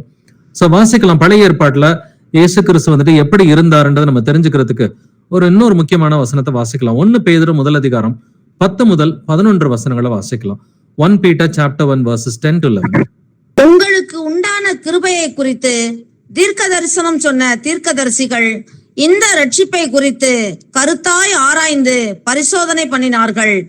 தங்களிலுள்ள கிறிஸ்துவின் ஆவியானவர் கிறிஸ்துவுக்கு உண்டாகும் பாடுகளையும் அவைகளுக்கு பின்வரும் மகிமைகளையும் முன்னறிவித்த போது இன்ன காலத்தை குறித்தார் என்பதையும் அந்த காலத்தின் விசேஷம் இன்னதென்பதையும் ஆராய்ந்தார்கள். ஆமேன். ஆமென். 1 பேதுரு 1 அதிகாரம் 10வது வசனத்துல பழைய ஏற்பாடு தீர்க்கதரிசிகளை பத்தி அப்போஸ்தலன் பேதுரு வந்துட்டு பேசுறான். தீர்க்க தரிசனம் சொன்ன தீர்க்கதரிசிகள் என்று எழுதி இருக்கிறது. அப்ப பழைய ஏற்பாடு தீர்க்கதரிசிகளை பத்தி பேசும் பொழுது அவர்களுக்குள் செயல்பட்ட அந்த ஆவிக்கு பெயர் என்னது? 11வது வசனத்துல தங்களில் உள்ள கிறிஸ்துவின் ஆவியானவர் என்று எழுதியிருக்கிறது. இப்ப பழைய ஏற்பாட்டுல இருந்த தீர்க்கதரிசிகளை யோசிச்சு பாருங்க. மோசேவா இருக்கட்டும், இல்ல ஏசையா, எரேமியா, இல்ல எசேக்கியேல், ஓசியா, தானியேல் போன்ற தீர்க்கதரிசிகள், இவங்களுக்குள்ள செயல்பட்ட ஆவிக்கு பெயர் என்னது? கிறிஸ்துவின் ஆவியானவர் என்று எழுதியிருக்கிறது. அப்ப இயேசு கிறிஸ்து பழைய ஏற்பாட்டுல வார்த்தையாக இருந்தாருன்னு சொல்லி யோவான் 1:1 சொல்லுது. ஆனா 1 பேதுரு 1:10-11 இயேசு கிறிஸ்து பழைய ஏற்பாட்டுல ஆவியாக இருந்தார் என்றும் வேதம் சொல்கிறது. அப்ப பழைய ஏற்பாட்டுல இயேசு கிறிஸ்துவ பத்தி தெரிஞ்சாதான் புதிய ஏற்பாட்டுல அவர் ஏன் குமாரனா வந்தாருன்றதை நம்ம புரிஞ்சுக்க முடியும். அப்ப இயேசு கிறிஸ்து பழைய ஏற்பாட்டுல அவர் ஆவியாக இருந்தார். பிதாவாகிய தேவன் வந்துட்டு பழைய ஏற்பாட்டுல எப்படி இருந்தாரு? பிதாவாகிய தேவனும் ஆவியாக தான் எப்பொழுதும் இருக்கிறார். நான் இயேசு கிறிஸ்து தேவன் ஆவியாய் இருக்கிறார் என்று வசனத்துல சொல்லி இருக்கிறார். யோவான் 4ஆம் அதிகாரத்துல சமாரியா ஸ்திரீ கிட்ட பேசும் பொழுது தேவன் ஆவியாய் இருக்கிறார் என்று இயேசு கிறிஸ்து பேசி இருக்கிறார். பிதாவாகிய தேவன் ஆவியாக தான் இருக்கிறார். பழைய ஏற்பாட்டுல இயேசு கிறிஸ்துவும் வந்துட்டு ஆவியா தான் இருந்தாருன்னு சொல்லி வேதம் சொல்லுது. ஆனா வார்த்தையா இருந்தாருன்றதை பாக்குறோம். பட் ஆவிதான் வந்துட்டு அந்த வார்த்தை தான் ஆவின்றதுக்கு யோவான் 6:63, ஜான் 6:63, அதுல ஆவியே வந்துட்டு உயிர்ப்பிக்கிறது, மாம்சம் ஒன்றுக்கும் உதவாது, நான் சொல்லுகிற வார்த்தை ஆவியாயும் ஜீவனாயும் இருக்கிறது. வார்த்தைனா ஆவி, ஆவியனா வார்த்தைன்னு சொல்லி வேதம் சொல்லுது. பழைய ஏற்பாட்டுல இயேசுவும் ஆவியா இருந்தாரு, பிதாவும் ஆவியா இருந்தாருன்னா இது 2 தனித்தனி ஆவிகளா? நான் 2 different persons அப்படின்னு நிரூபிக்கணும்னா 2 different spirits நிரூபிக்கணும். இந்த அடிப்படையை நாம் எல்லோருமே நல்லா புரிஞ்சுக்கணும் பிரதர்ஸ் அண்ட் சிஸ்டர்ஸ். இப்ப 2 நபர்கள், பிதா தனி நபர், குமாரன் தனி நபர் அப்படின்னு யாராவது நிரூபிக்கணும்னு சொன்னா 2 தனி ஆவிகள் அப்படின்றத அவர்கள் நிரூபிக்க வேண்டும். பிதாவுக்கும் குமாரனுக்கும் ஒரே ஆவிதான் அப்படின்னு சொன்னாக்க அது ஒரே தேவன், ஒரே கர்த்தர்னு அர்த்தம். ஏன்னா நாம எல்லாரும் மனிதர்களா தான் இருக்கிறோம். இப்ப நம்ம இந்த மீட்டிங்ல வந்துட்டு ஒரு 100 பேர் ஜாயின் ஆகி இருக்கிறோம். நமக்கெல்லாம் 100 பேருக்கும் 100 உடல்கள் வந்துட்டு இருக்கிறது. பட் நம்ம 100 பேருமே மறிச்சிட்டோம்னு சொன்னாக்க இந்த உடல் வந்துட்டு மண்ணுக்கு போயிடும், ஆவி தன்னை தந்த தேவனிடத்திற்கு போகும். இந்த 100 பேர் வந்துட்டு எத்தனை பேரா இருப்பாங்க? ஆவியை வச்சுதான் கர்த்தர் வந்துட்டு கணக்கு பண்ணுவார். ஓகே, இவருடைய ஆவி தனி, இந்த சகோதரியினுடைய ஆவி தனின்னு சொல்லி ஒவ்வொருத்தரையும் கர்த்தர் ஐடென்டிஃபை பண்றது அவர்களுக்கு கொடுக்கப்பட்ட ஆவியோட லிஸ்ட்டை வச்சுதான் கர்த்தர் ஐடென்டிஃபை பண்ணுவார். அப்ப பர்சன் அப்படின்னு சொல்லி நம்ம டிஃபைன் பண்ணணும்னா ஒவ்வொரு மனுஷனுக்குள்ளரையும் ஆவி, ஆத்மா, சரீரம் இருக்குது. சரீரத்தை வச்சு கர்த்தர் கணக்கு பண்ண மாட்டார். ஒரு பர்சன் நிரூபிக்கணும்னாக்க அது எத்தனை ஆவின்றதை புரிஞ்சுக்கணும். அப்ப பிதா தனி நபர், குமாரன் தனி நபர் அப்படின்றத யாராவது ஒருத்தர் ப்ரூவ் பண்ணணும்னாக்க 2 தனித்தனி ஆவிகள்ன்றதை அவங்க ப்ரூவ் பண்ணணும். ஆனா வேதத்தில் ஒரே ஆவி என்கிற வசனம் நிறைய இடத்துல இருக்குது. பழைய ஏற்பாட்டுல பிதாவும் ஆவியா இருக்கிறாரு, குமாரனும் ஆவியா இருக்கிறாரு. எத்தனை ஆவி? 2 ஆவியா, ஒரே ஆவியா? ஒரே ஆவி என்று எபேசியர் 4ஆம் அதிகாரத்துல 4வது வசனத்துல எழுதி இருக்குது. 1 கொரிந்தியர் 12வது அதிகாரத்தை நீங்க வாசிச்சு பாத்தீங்கன்னா ஒரே ஆவி என்கிற வார்த்தை திரும்ப திரும்ப திரும்ப திரும்ப நிறைய வசனங்கள்ல வரும். சரி, இயேசு கிறிஸ்து உயிர்த்துட்டாரு. எப்படி உயிர்த்தாரு? அவர் மாம்சத்திலே கொலையுண்டு ஆவியிலே உயிர்ப்பிக்கப்பட்டார். அப்ப இயேசு கிறிஸ்து ஆவியிலே உயிர்ப்பிக்கப்பட்டு நமக்குள் அவர் இருக்கிறார். கிறிஸ்துவின் ஆவி இல்லாதவன் அவருடையவன் அல்ல. அப்ப விசுவாசிகள் எல்லோருக்குள்ளும் இயேசு கிறிஸ்து ஆவியாக செயல்படுகிறார். அப்ப பிதாவின் ஆவி நம்ம கிட்ட இல்லையா? மத்தேயு 10ஆம் அதிகாரம் 20வது வசனத்துல பேசுகிறவர்கள் நீங்கள் அல்ல, பிதாவின் ஆவியானவரே உங்களிலிருந்து பேசுகிறார் என்று எழுதியிருக்கிறது. அப்ப ஒவ்வொரு உண்மை உள்ள சீஷர்களிடத்திலும் பிதா ஆவியாக செயல்படுகிறார், குமாரனும் ஆவியாக செயல்படுகிறார். அப்படின்னா நம்ம கிட்ட 2 ஆவி இருக்குதா? இந்த கேள்விய எவ்வளவோ யெகோவா சாட்சிகள் மற்றும் பைபிள் ஸ்டூடெண்ட்ஸ்ட கேட்டிருக்கிறோம். கேட்டு உங்களுக்குள்ளார பிதாவின் ஆவி இருக்குதுன்னு சொல்லி மத்தேயு 10:20 சொல்லுது. குமாரனுடைய ஆவி இருக்குதுன்னு சொல்லி கலாத்தியர்லையும், நமக்கு அதே போல பிலிப்பியர் 1 அதிகாரத்திலும் எழுதப்பட்டிருக்குது. ரோமர் 8:9 கிறிஸ்துவின் ஆவி இல்லாதவன் அவருடையவன் அல்ல என்று எழுதி இருக்கிறது. அப்ப பிதாவின் ஆவியானவர் இருக்கிறாரா? இருக்குதுன்னு சொல்லுவாங்க. குமாரனுடைய ஆவி உங்கள்ட்ட இருக்குதா? அதுவும் இருக்குதுன்னு சொல்லுவாங்க. 2 ஆவி உங்கள்ட்ட இருக்குதா? ஒரு ஆவி உங்கள்ட்ட இருக்குதான்னு கேட்டா ஒரு ஆவின்ற பதில் தான் அவங்களுடைய வாயிலிருந்தே வருது. அப்ப நமக்குள் பிதாவின் ஆவியும் செயல்படுது, குமாரனுடைய ஆவியும் செயல்படுதுன்னு சொன்னாக்க அது ஒரு ஆவியாகத்தான் செயல்படுகிறது, 2 ஆவி கிடையாது. பழைய ஏற்பாட்டிலையுமே வந்துட்டு பிதாவும் குமாரனும் ஆவியாகத்தான் அவர் இருந்தார்ன்றதை நம்ம பார்க்கிறோம். அப்படின்னா பிதாவும் குமாரனும் ஒரு ஆவியாகத்தான் அவர் இருந்தார். குமாரன் வந்துட்டு குமாரனா வெளிப்பட்டது. தீர்க்க தரிசனங்கள் வேணா பழைய ஏற்பாட்டுல இருக்கலாம். குமாரனாக வெளிப்பட்டது அது வந்துட்டு புதிய ஏற்பாட்டுல தான் வந்துட்டு அவர் குமாரனாக அவர் வெளிப்படுகிறார். பழைய ஏற்பாட்டுல குமாரனுக்குரிய தீர்க்க தரிசனங்கள் இருக்கிறதே அல்லாமல் காட் தி சன் அப்படின்ற ஒரு வார்த்தை வந்துட்டு பைபிள்லே கிடையாது. சன் ஆஃப் காட்ன்ற வார்த்தை தான் பைபிள்ல இருக்குது. இதை நல்லா நம்ம தெரிஞ்சுக்கணும். பிதாவாகிய தேவன், குமாரனாகிய தேவன் பல பேர் சொல்லுவாங்க. பிதாவாகிய தேவன்ற வார்த்தை பைபிள்ல இருக்குது, குமாரனாகிய தேவன்ற வார்த்தை பைபிள்ல கிடையவே கிடையாது. பழைய ஏற்பாட்டுல இயேசு கிறிஸ்து குமாரனாக இல்லைன்றதை நம்ம நல்லா தெரிஞ்சுக்கணும். குமாரனாகிய தேவன், காட் தி சன்ன்ற வார்த்தை பைபிள்ல கிடையாது, ஆனா சன் ஆஃப் காட்னு இருக்கு. தேவனுடைய குமாரன்ற வார்த்தை பைபிள்ல இருக்குது, ஆனா குமாரனாகிய தேவன்ற வார்த்தை பைபிள்ல இல்ல. சோ இந்த நுணுக்கமான வித்தியாசங்களை நம்ம நல்லாவே தெரிஞ்சுக்கணும். ஏன்னா இதைத்தான் வந்துட்டு திருத்துவக்காரங்களும் ஒரு சில நேரம் வந்துட்டு மற்றவங்களை ஏமாத்துறதுக்கு பயன்படுத்துவாங்க. குமாரனாகிய தேவன்ற வார்த்தை பைபிள்ல இல்ல, ஆனா தேவனுடைய குமாரன்ற வார்த்தை பைபிள்ல இருக்குது. ஸோ ரெண்டுத்துக்குமே பெரிய வித்தியாசம் இருக்குது. காட் த சன்னுக்கும் சன் ஆஃப் காடுக்கும் பெரிய வித்தியாசம் இருக்குது. காட் தான் சன்னா வந்தாரு அப்படின்னு சொன்னாக்கா அது சன் ஆஃப் காட். பட் ஏற்கனவே வந்துட்டு தேவன் வந்துட்டு குமாரனாகவே இருந்தாரா அப்படின்னு பார்த்தாக்கா அவர் குமாரனா இல்ல. குமாரனுக்குரிய தீர்க்க தரிசனங்கள் மட்டும்தான் இருக்குது. அப்ப அவர் ஆதியிலே வந்துட்டு அவர் ஆவியாக, வார்த்தையாக, அவர் தேவனாக இருந்தார் அப்படின்றத யோவான் 1:1 வாசிச்சோம். பட் ஒரே தேவனை வழிபடுகிற ஒரு சிலர் என்ன சொல்றாங்க அப்படின்றத நம்ம பார்க்கலாம். இஸ்ரவேலர்கள் ஒரே ஒரு தேவனை மட்டும்தான் அவர்கள் வழிபடுகிறார்கள். வாசிக்கலாம் யோவான் 20:28, John 20:28. தோமா அவருக்கு பிரதியுத்தரமாக, என் ஆண்டவரே, என் தேவனே என்றான். ஆமென். சோ தோமா போன்ற யூதர்கள் வந்துட்டு 2 தேவர்களை வந்துட்டு அவங்க ஏத்துக்கவே மாட்டாங்க. அவங்கள பொறுத்த வரைக்கும் பிதாவாகிய தேவன் ஒருவர் தான் வந்துட்டு தேவன். அப்ப அப்படிப்பட்ட தோமா வந்துட்டு என்ன சொல்றான்? இயேசு கிறிஸ்து உயிர் தெழுந்த பிறகு என் ஆண்டவரை, என் தேவனை என்றான். அப்படின்னா என் தேவனே என்று அவன் சொல்லும் பொழுது என்ன அர்த்தத்துல சொல்றான்? பிதாதான் குமாரன் வடிவில் வந்திருக்கிறாருன்றத உணர்ந்துதான் வந்துட்டு இங்க தோமா சொல்லியிருக்கிறான். 2 கடவுள் அப்படின்ற அர்த்தத்துல வந்துட்டு சொல்லல. ஒரு சிலர் இந்த மாதிரி வசனங்களை காமிக்கும் பொழுது யெகோவா சாட்சிகள்லாம் சொல்றாங்க, இல்லங்க இயேசுவும் தேவன் தான், இல்ல பிதாவும் தேவன் தான், 2 தேவன் இருக்கிறாரா? இல்ல. இஸ்ரவேலே கேள், நம்முடைய தேவனாகிய கர்த்தர் ஒருவரே கர்த்தர். நமக்கு ஒரு கர்த்தர் தான், ஒரு தேவன் தான் வந்துட்டு இருக்கிறார்.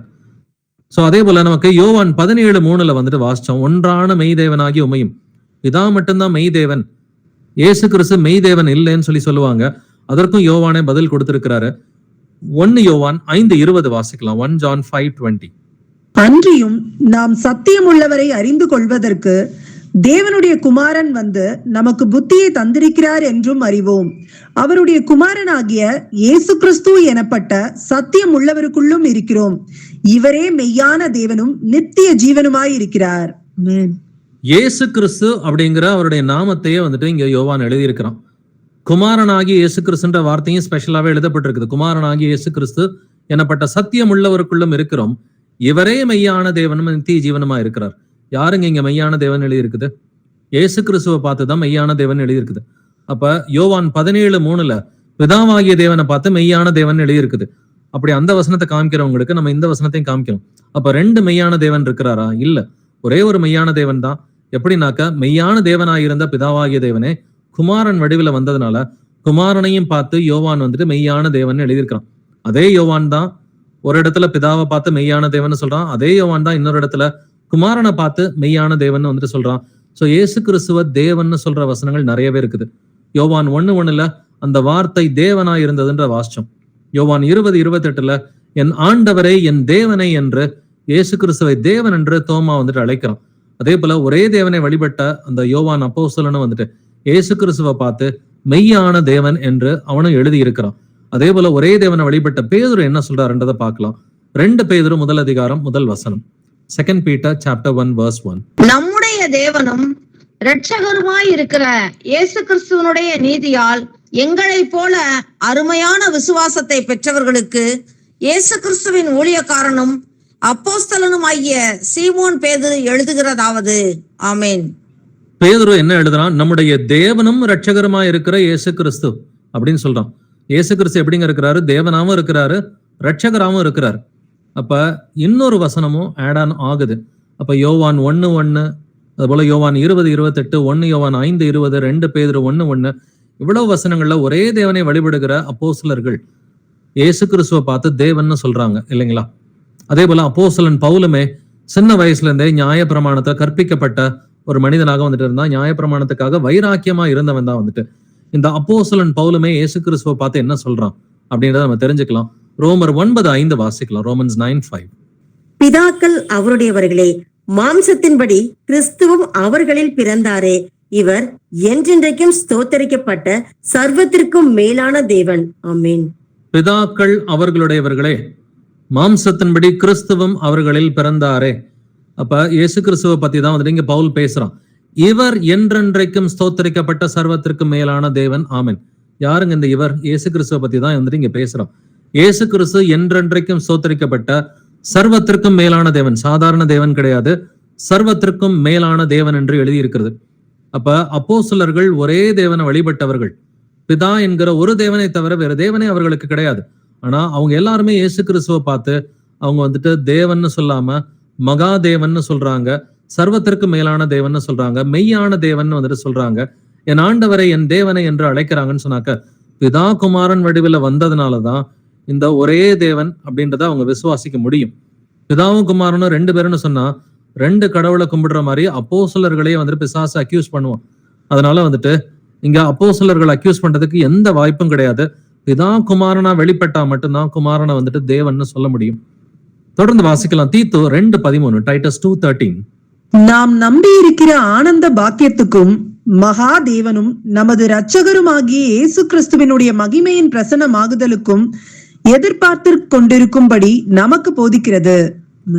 நாம் நம்பி இருக்கிற ஆனந்த பாக்கியத்துக்கும் மகா தேவனும் நமது இரட்சகருமாகிய இயேசு கிறிஸ்து. இயேசு கிறிஸ்துவ பார்த்து சாதாரண தேவன் நம்ம சொல்லல, மகா தேவன் சொல்லி அப்போஸ்தலன் பவுல் எழுதியிருக்கிறான். இந்த மகா தேவன்ற வார்த்தை சங்கீதத்துல இருக்குதுங்க. சங்கீதத்துல பிதாவை பார்த்துதான் மகா தேவன் சொல்லி எழுதப்பட்டு இருக்கிறது. பட் புதிய ஏற்பாட்டுல வந்துட்டு மகா தேவன் என்கிற வார்த்தை இயேசு கிறிஸ்துவுக்கு எழுதப்பட்டிருக்குது, பவுல் தான் எழுதியிருக்கிறான். அப்ப ஒரே தேவனை வழிபடுகிற இவர்கள் எல்லோருமே வந்துட்டு இயேசு கிறிஸ்துவ பார்த்து மகாதேவன், சர்வத்திற்கு மேலான தேவன், மெய்யான தேவன் என்று இவர்கள் எல்லோரும் எழுதியிருக்கிறார்கள். ஆனாலும் வந்துட்டு ஒரு சிலர் வந்துட்டு இருதயம் கடினம் உள்ளவர்களா இந்த வசனத்தை வந்துட்டு காது கொடுத்து கூட கேட்க மாட்டாங்க. இதை உணர்வதற்கும் அவருடைய இருதயம் வந்துட்டு ரெடியா தான் இல்லை.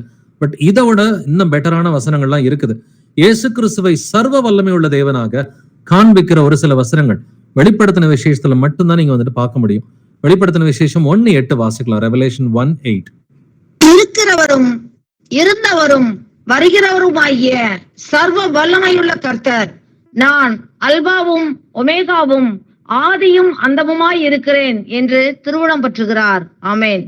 இருக்கிறவரும் இருந்தவரும் வருகிறவரும் ஆகிய சர்வ வல்லமையுள்ள கர்த்தர். யாருங்க வருகிறவர்? இயேசு கிறிஸ்து தான் இனி வரப்போறவர் இல்லைங்களா? அவர் தான் இருக்கிறவர், அவர் தான் ஏற்கனவே இருந்தவர். சோ ஐ ஆம் தட் ஐ ஆம் அப்படின்னு சொல்லி இருக்கிறவராக இருக்கிறவர் நானே அப்படின்னு மோசேக்கு வந்துட்டு காட்சி கொடுத்தவர் இவர் தான். இருக்கிறவரும் இருந்தவரும் இனி வருகிறவரும் ஆகிய சர்வ வல்லமையுள்ள கர்த்தர். இயேசு எப்படிப்பட்டவர்? அவர் சர்வ வல்லமையுள்ள கர்த்தர். அப்ப ரெண்டு பேர் சர்வ வல்லமையுள்ள கர்த்தர் இருக்கிறாங்களா? பழைய ஏற்பாட்டுல வந்துட்டு ஆபிரகாம்ட கர்த்தர் காட்சி கொடுக்கிறப்ப இப்படிதான் சொல்றார். ஆதியாகமம் 12ஆம் அதிகாரத்துல, நான் சர்வ வல்லமையுள்ள கர்த்தர், நீ எனக்கு முன்பாக நடந்து கொண்டு உத்தமனா இருன்னு சொல்றார். அப்ப பிதாவை பார்த்து பழைய ஏற்பாட்டுல சர்வ வல்லமையுள்ள கர்த்தர் என்று சொல்லப்பட்டிருக்கிறது. பட் இதே வசனத்துல இயேசு கிறிஸ்துவை பார்த்தோம் சர்வ வல்லமையுள்ள கர்த்தர்னு வெளிப்படுத்தின விசேஷம் 1:8 சொல்லப்பட்டிருக்கு. ரெண்டு சர்வ வல்லவர் இருக்கிறாங்களா? இதெல்லாம் கொஞ்சம் அவங்க எடுக்கிறதெல்லாம் கொஞ்சம் அபத்தமான ஆர்குமெண்ட்ஸா தான் இருக்குது. பட் இருந்தாலும் வந்துட்டு வசனங்கள் தெளிவாதான் அவையானவர் நமக்கு எழுதியிருக்கிறார். சர்வ வல்லமையுள்ள கர்த்தர் என்பது புதிய ஏற்பாட்டுல இயேசு கிறிஸ்துவை தான் குறிப்பிடுது. அப்படின்னாக்க பிதா குமாரன் வடிவுல வந்தா மட்டும்தான் பிதாவையும் குமாரனையும் சர்வ வல்லமையுள்ள தேவன், சர்வ வல்லமையுள்ள கர்த்தர் அப்படின்னு சொல்ல முடியும். அதே போல வெளிப்படுத்துற விசேஷம் 4:2 வானத்தில் ஒரு சிங்காசனம் வைக்கப்பட்டிருந்தது, அந்த சிங்காசனத்தின் மேல் ஒருவர் தான் விட்டிருந்தார், அந்த சிங்காசனத்துக்கு பேரே பிதாவின் சிங்காசனம். வெளிப்படுத்தின விசேஷம் 3:21 அந்த சிங்காசனத்துக்கு பேர் வந்துட்டு பிதாவின் சிங்காசனம் என்று எழுதப்பட்டிருக்கிறது. பட் அதுல வீற்றிருப்பவர் வந்துட்டு குமாரன் என்பதை நம்ம பார்க்கிறோம். இந்த சிங்காசனத்துல வீற்றிருக்கிற குமாரனை பார்த்து எல்லாரும் எப்படி துதிக்கிறாங்கன்றதை நம்ம தெரிஞ்சுக்கலாம். வெளிப்படுத்தின விசேஷம் 4ஆம் அதிகாரம் 8வது வசனம் வாசிக்கலாம். ரெவலேஷன் 4:8. அந்த 4 ஜீவன்களிலும் ஒவ்வொன்று அவ்வாறு சிறகுள்ளவைகளும் சுற்றிலும் உள்ளேயும் கண்களால் நிறைந்தவைகளுமாய் இருந்தன. அவைகள் இருந்தவரும் இருக்கிறவரும் வருகிறவருமாகிய சர்வ வல்லமையுள்ள தேவனாகிய கர்த்தர், பரிசுத்தர் பரிசுத்தர் பரிசுத்தர் என்று இரவும் பகலும் ஓய்வில்லாமல் சொல்லிக் கொண்டிருந்தன. ஆமீன். அந்த 4 ஜீவன்களிலும் ஒவ்வொன்று அவங்க எப்படி இருந்தாங்கன்ற டிஸ்கிரிப்ஷன்லாம் கொடுக்கப்பட்டிருக்குது. பட் அவைகள் இருந்தவரும் இருக்கிறவரும் வருகிறவரும் ஆகிய சர்வ வல்லமையுள்ள தேவனாகிய கர்த்தர், பரிசுத்தர் பரிசுத்தர் பரிசுத்தர்னு யாரை துதிக்கிறாங்க? சிங்காசனத்துல இருக்கிற இயேசு கிறிஸ்துவை தான் துதிக்கிறாங்க. இப்ப சிங்காசனத்துல இயேசு கிறிஸ்து இருக்கிறாரு. பட் என்னை கண்டவன் பிதாவை கண்டான்னு சொல்றாரு. அப்படின்னா அங்க இயேசு கிறிஸ்து மட்டுமில்ல, அங்க பிதாவும் இருக்கிறாரு, பிதாவை பார்க்க முடியாது. அப்ப இருந்தவரும் இருக்கிறவரும் வருகிறவரும் ஆகிய சர்வ வல்லமையுள்ள கர்த்தர். இப்ப வருகிறவர் இயேசு கிறிஸ்து தான். அப்ப அந்த வருகிறவர் யாரு? சர்வ வல்லமையுள்ள தேவன் ஆகிய கர்த்தர். நம்ம 1:8 வெறுமனே சர்வ வல்லமையுள்ள கர்த்தர்னு படிச்சோம். பட் 4:8 வந்துட்டு சர்வ வல்லமை உள்ள தேவனாகிய கர்த்தர் பரிசுத்தர் பரிசுத்தர் பரிசுத்தர் என்று எழுதியிருக்கிறது. அதே போல வெளிப்படுத்தின விசேஷம் 11:17 படிச்சீங்கன்னாக்க, இருக்கிறவரும் இருந்தவரும் வருகிறவரும் ஆகிய சர்வ வல்லமையுள்ள கர்த்தர் ஆகிய தேவனே உம்மை ஸ்தோத்தரிக்கிறோம், தேவரீர் உமது மகா வல்லமையை கொண்டு ராஜ்யபாரம் பண்ணுகிறீர் என்று எழுதியிருக்கும்.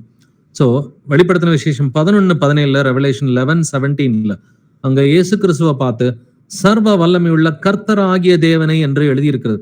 இப்ப இவ்வளவு வசனங்கள்ல இயேசு கிறிஸ்துவ தேவன் எழுதியிருக்குது, வல்லமையுள்ள தேவன் எழுதியிருக்குது, சர்வத்திற்கு மேலான தேவன், மகா தேவன், அதே போல வந்துட்டு மெய் தேவன் என்று எழுதியிருக்கிறது. சர்வ வல்லமையுள்ள கர்த்தர், சர்வ வல்லமையுள்ள தேவன் ஆகிய கர்த்தர், சர்வ வல்லமையுள்ள கர்த்தர் ஆகிய தேவன், இப்படி எல்லாம் எழுதியிருக்குது. இதுல என்ன ஆச்சரியம்னாக்க, பிதாவே குமாரனை பார்த்து தேவன் சொல்றாரு, ஆனா யெகோவா சாட்சிகள் தான் இதை ஒத்துக்க மாட்டேன்றாங்க. வாசிக்கலாம், எபிரேயர் 1:8, ஹீப்ரூஸ் 1:8. குமாரனை நோக்கி, தேவனே உம்முடைய சிங்காசனம் என்றென்றைக்கும் உள்ளது, உம்முடைய ராஜ்யத்தின் செங்கோல் நீதியுள்ள செங்கோலாயிருக்கிறது. ஆமென். குமாரனை நோக்கி பிதா என்னங்க சொல்றாரு? தேவனேன்னு சொல்றாரு. அப்ப பிதாவே குமாரனை பார்த்து தேவனேன்னு சொல்லும் பொழுது, ஆனா நாங்க ஒத்துக்க மாட்டோம், பிதாவே சொன்னாலும் ஒத்துக்க மாட்டோம் அப்படின்ற லெவல்ல தான் வந்துட்டு இருக்கிறாங்க. ஸோ இதுதான், இது ஒரு கல்ட் மாதிரி தான் வந்துட்டு இருக்கிறாங்க. இந்த யெகோவா சாட்சிகளோ அல்லது வந்துட்டு இந்த பைபிள் ஸ்டூடெண்ட்ஸோ வசனங்களை சொன்னாலும் அவங்களுக்குன்னு ஒரு கொள்கை, அது வேதத்தோட ஒத்து பார்க்கறது கிடையாது. வசனங்களை சொன்னாலும் எல்லா வசனத்தையும் சின்க்ரனைஸ் பண்ணி தான் ஒரு டாக்டரின் வந்துட்டு நம்ம புரிஞ்சுக்க முடியும். இதை ஒரு வசனம் 2 வசனத்தை எடுத்துக்கிட்டு கிடையாது. பைபிள்ல இருக்க அத்தனை வசனங்களையும் சின்க்ரனைஸ் பண்ணி தான் நம்ம டாக்டரின்ஸை வந்துட்டு புரிஞ்சுக்க முடியும். அதனாலதான் வந்துட்டு உன்னை குறித்தும் உன் உபதேசத்தை குறித்தும் எச்சரிக்கையா இரு அப்படின்னு வந்துட்டு பவுல் வந்துட்டு திமோத்தேயுக்கு சொல்றான். அப்ப இங்க பிதாவே குமாரனை பார்த்து என்ன சொல்றாரு? தேவனேன்னு சொல்றாரு. இது பழைய ஏற்பாட்டிலையும் வந்துட்டு எழுதப்பட்டு இருக்கிறது. சங்கீதம் 45:6 தேவனே உமது சிங்காசனம் என்றென்றைக்கும் உள்ளது. பிதா குமாரனை பார்த்து தேவன்னு சொல்றார். ஆனா ஒரு கூட்டம் தான் வந்துட்டு ஏத்துக்க மாட்டேங்குது. இதெல்லாம் கொஞ்சம் ஒரு மாதிரி என்ன சொல்றது, கேட்கிறவர்களுடைய விசுவாசத்தை கவிழ்த்து போடுகிற ஒரு ஆர்குமெண்டா தான் வந்துட்டு இவங்களுடைய ஆர்குமெண்ட் இருக்குது. அதே போல பிதா வந்துட்டு அதை மட்டும் சொல்லல, இவரை தொழுது கொள்ள வேண்டும் என்றும் கட்டளையிட்டு இருக்கிறார். எபிரேயர் 1:6 வாசிக்கலாம், ஹீப்ரூஸ் 1:6. மேலும் தமது முதற்பேரானவரை உலகத்தில் பிரவேசிக்க செய்தபோது தேவதூதர் யாவரும் அவரை தொழுது கொள்ள கடவர்கள் என்றார். ஆமென். தேவதூதர்கள் யாவரும் அவரை தொழுது கொள்ள கடவர்கள் அப்படின்னா, இயேசு கிறிஸ்து பழைய ஏற்பாட்டுல தேவதூதனா இருந்தாரு அப்படின்னு சொல்ற ஆர்குமெண்ட் இங்க கம்ப்ளீட்டா பிரேக் ஆயிடுச்சு. அப்ப மற்ற தேவதூதர்கள்லாம் ஒரு தேவதூதனை வந்துட்டு அவங்க எல்லாம் வந்துட்டு வணங்குனாங்களா அப்படின்னு பார்த்தாக்க நிச்சயமா இல்ல. தேவதூதர்கள் யாவரும் இயேசு கிறிஸ்துவை வந்துட்டு தொழுது கொள்ள வேண்டும் என்று கர்த்தர் வந்துட்டு அங்க பிதாவாகிய தேவன் வந்துட்டு கட்டளையிட்டு இருக்கிறார். அப்படின்னா என்னுடைய மகிமை நான் யாருக்கும் கொடுக்க மாட்டேன்னு பிதா சொல்லியிருக்கிறார். நமக்கு ஏசாயா 42:8 8 என்னுடைய மகிமையை நான் யாருக்குமே கொடுக்க மாட்டேன்னு இருக்கிறார். ஆனா இயேசு கிறிஸ்துவுக்கு அவர் மகிமையை கொடுக்கிறாருன்னு சொன்னா, நீங்க அவரை தொழுது கொடும் அப்படின்னு சொல்லி மகிமையை கொடுக்கிறாருன்னா, பிதாவே குமாரன் வடிவில் வந்தா மட்டும்தான் அந்த மகிமையை கொடுக்க முடியும். வேறு நபரா இருந்தாக்க அந்த மகிமையை கொடுக்கவே முடியாது. அதனாலதான் நமக்கு ஏசாயா 9:6 வந்துட்டு நமக்கு ஒரு பாலகன் பிறந்தார், நமக்கு ஒரு குமாரன் கொடுக்கப்பட்டார். இயேசு கிறிஸ்து தான் அந்த பாலகன், இயேசு கிறிஸ்து தான் அந்த குமாரன். அவருடைய நாமம் வந்துட்டு வல்லமையுள்ள தேவன், நித்திய பிதா என்று எழுதப்பட்டிருக்கிறது. நித்திய பிதாவை, வல்லமையுள்ள தேவனே அவர் பாலகனாக குமாரனாக வெளிப்பட்டார். இதைத்தான் ஏசாயா 10:21 வாசிக்கிறோம். வல்லமையுள்ள தேவனிடத்தில் திரும்புவார்கள். அப்ப வல்லமையுள்ள தேவன் என்பது பிதாவை குறிக்கிற ஒரு வசனமா ஒரு வசனத்துல எழுதப்பட்டிருக்குது. இன்னொரு வசனத்துல குமாரனை குறிக்கிறதா வந்துட்டு வல்லமையுள்ள தேவன். அடுத்தடுத்த அதிகாரம் தான் ஏசாயா 9:6, ஏசாயா 10:21. 9:6 இயேசுவை பார்த்து வல்லமையுள்ள தேவன் எழுதப்பட்டிருக்கு. 10:21 வந்துட்டு பிதாவை பார்த்து வல்லமையுள்ள தேவன் எழுதப்பட்டிருக்கு. அதனாலதான் பவுல் தெளிவா சொல்றான், தேவன் மாம்சத்திலே வெளிப்பட்டார். வாசிக்கலாம் 1 தீமோத்தேயு 3:16, 1 தீமோத்தேயு 3:16. அன்றியும் தெய்வ பக்திக்குரிய ரகசியமானது யாவரும் ஒப்புக்கொள்ளுகிறபடியே மகா மேன்மை உள்ளது. தேவன் மாம்சத்திலே வெளிப்பட்டார், ஆவியிலே நீதி உள்ளவர் என்று விளங்கப்பட்டார், தேவ தூதர்களால் காணப்பட்டார், புறஜாதிகளிடத்தில் பிரசங்கிக்கப்பட்டார், உலகத்திலே விசுவாசிக்கப்பட்டார், மகிமையிலே ஏறெடுத்துக் கொள்ளப்பட்டார். ஆமென். தேவ பக்திக்குரிய ரகசியம் என்று எழுதியிருக்கு. அப்படின்னா ரொம்ப முக்கியமான வசனம்னு அர்த்தம். அப்ப இது தேவ பக்தினா தேவனுக்குரிய ஒரு ரகசியமாக இருக்கிறது. அது என்னது? தேவன் மாம்சத்திலே வெளிப்பட்டார். எத்தனை தேவன் பழைய ஏற்பாட்டுல இருந்தாரு? ஒரே தேவன் தான் பழைய ஏற்பாட்டுல இருந்தாரு. 2-3 தேவன்லாம் கிடையாது. அந்த ஒரே தேவன், பிதாவாகிய தேவனே மாம்சத்திலே அவர் வெளிப்பட்டார். இதுதான் தேவ பக்திக்குரிய ரகசியமா இருக்கிறது. இதுதான் ஏசாயா 9:6 நம்ம வாசிக்கிறோம். அதே போல வந்துட்டு அவருடைய நாமம், குமாரனுடைய நாமமும் வந்துட்டு பிதாவனுடைய நாமமாக தான் இருக்கும் அப்படின்னு வேதம் நமக்கு தெளிவா சொல்லி கொடுக்குது. நம்ம ஆரம்பத்திலே ஒரு வசனம் வாசிச்சோம். யெகோவா என்னும் நாமத்தை உடைய பிதாவாகிய தேவனே பூமி அனைத்தின் மேலும் தேவனாய் இருக்கிறார் என்பதை சங்கீதம் 83, 17, 18 வசனத்துல வாசிச்சோம். பட் அந்த யெகோவா யாருன்றதை நம்ம நல்லாவே தெரிஞ்சுக்கணும். சங்கீதம் 68 வசனம் 4 வாசிக்கலாம். Psalm 68 verse 4. தேவனை பாடி அவருடைய நாமத்தை கீர்த்தனம் பண்ணுங்கள். வனாந்தரங்களில் ஏறி வருகிறவருக்கு வழியை ஆயத்தப்படுத்துங்கள். அவருடைய நாமம் யெகோவா, அவருக்கு முன்பாக களி கூறுங்கள். தேவனை பாடி அவருடைய நாமத்தை கீர்த்தனம் பண்ணுங்கள். வனாந்தரங்களில் ஏறி வருகிறவருக்கு வழியை ஆயத்தப்படுத்துங்கள். அவருடைய நாமம் யெகோவா. இப்ப வனாந்தரங்களில் ஏறி வந்த இயேசு கிறிஸ்துவுக்கு வழியை ஆயத்தம் செய்தது யோவான் ஸ்நானன், நமக்கு தெரியும். அப்ப இயேசு கிறிஸ்து தான் வனாந்தரங்களில் ஏறி வந்த தேவன். அவருக்கு வழியை ஆயத்தப்படுத்தினது வந்துட்டு யோவான் ஸ்நானன். அவருடைய நாமம் யெகோவா. யாருடைய நாமம்? இயேசு கிறிஸ்துவுடைய இன்னொரு நாமம் என்னது? யெகோவா. பிதாவினுடைய நாமம் தான் குமாரனுக்கு கிடைக்கும்னு சொல்லி பைபிள்ல தீர்க்க தரிசனங்கள் நிறையவே இருக்குது. யோவான் 5:43 நான் என் பிதாவின் நாமத்தினாலே வந்திருந்தும் நீங்கள் என்னை ஏற்றுக்கொள்ளவில்லை அப்படின்னு இயேசு கிறிஸ்து சொல்றார்.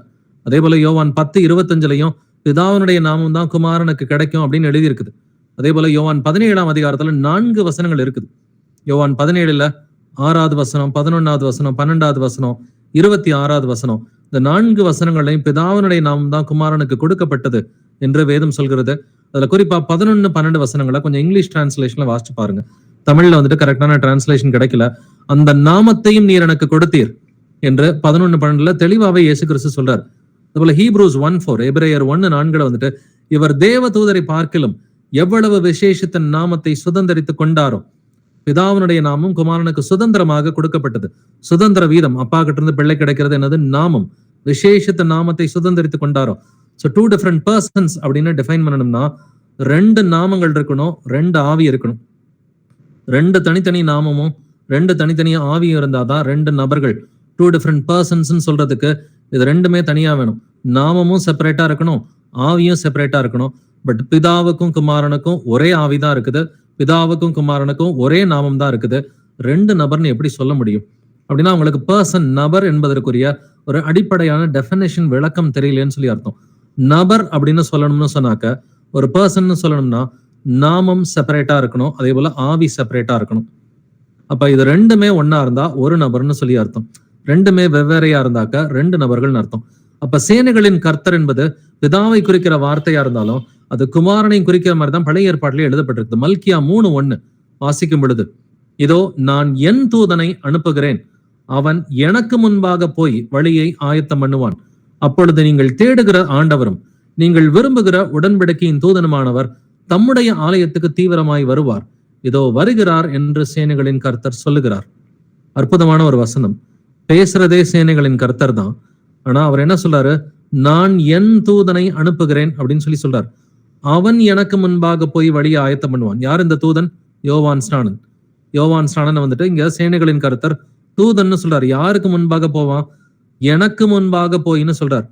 சேனைகளின் கர்த்தருக்கு முன்பாகவே வந்துட்டு அவன் போவான். இப்போ பூமிக்கு வந்தது யாருங்க? சேனைகளின் கர்த்தர் தான் இந்த பூமிக்கு அவர் வந்தார் என்று எழுதி இருக்கிறது. ஸோ இது நமக்கு நிறைய வசனங்கள் எழுதப்பட்டிருக்குது. எரேமியா 23 5 முதல் 6 வசனங்களை வாசிக்கலாம். Jeremiah chapter 23 verses 5 to 6. இதோ நாட்கள் வரும் என்று கர்த்தர் சொல்லுகிறார், அப்பொழுது தாவீதுக்கு ஒரு நீதியுள்ள கிளையை எழும்ப பண்ணுவேன்.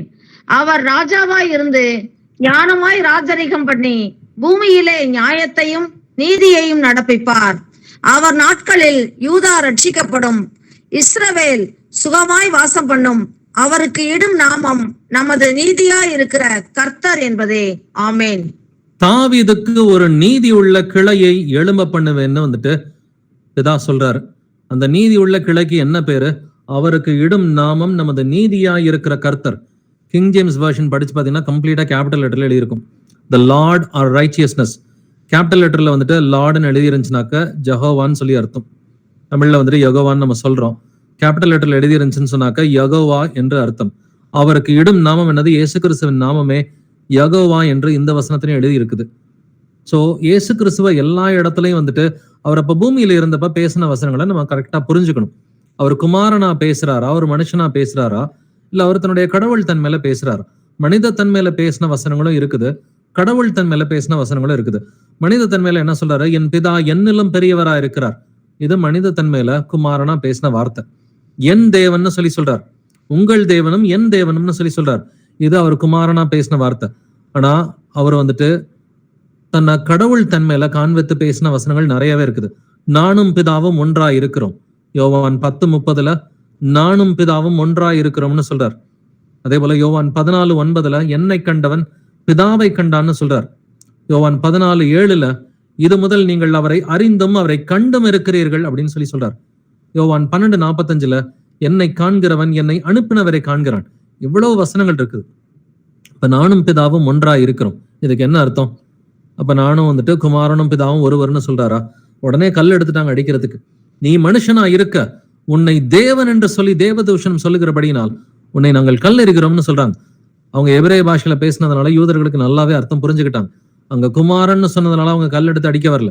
யோவான் 10:30 படிச்சுட்டு 33 வரைக்கும் படிச்சு பாத்தீங்கன்னாக்க அவரை கல்லால் எரிகிறதுக்கு அவங்க கல் எடுத்துட்டாங்க. ரீசன் என்னன்னா, நான் தான் பிதான்னு அவர் சொன்னதுனாலதான் கல் எடுக்கிறாங்க.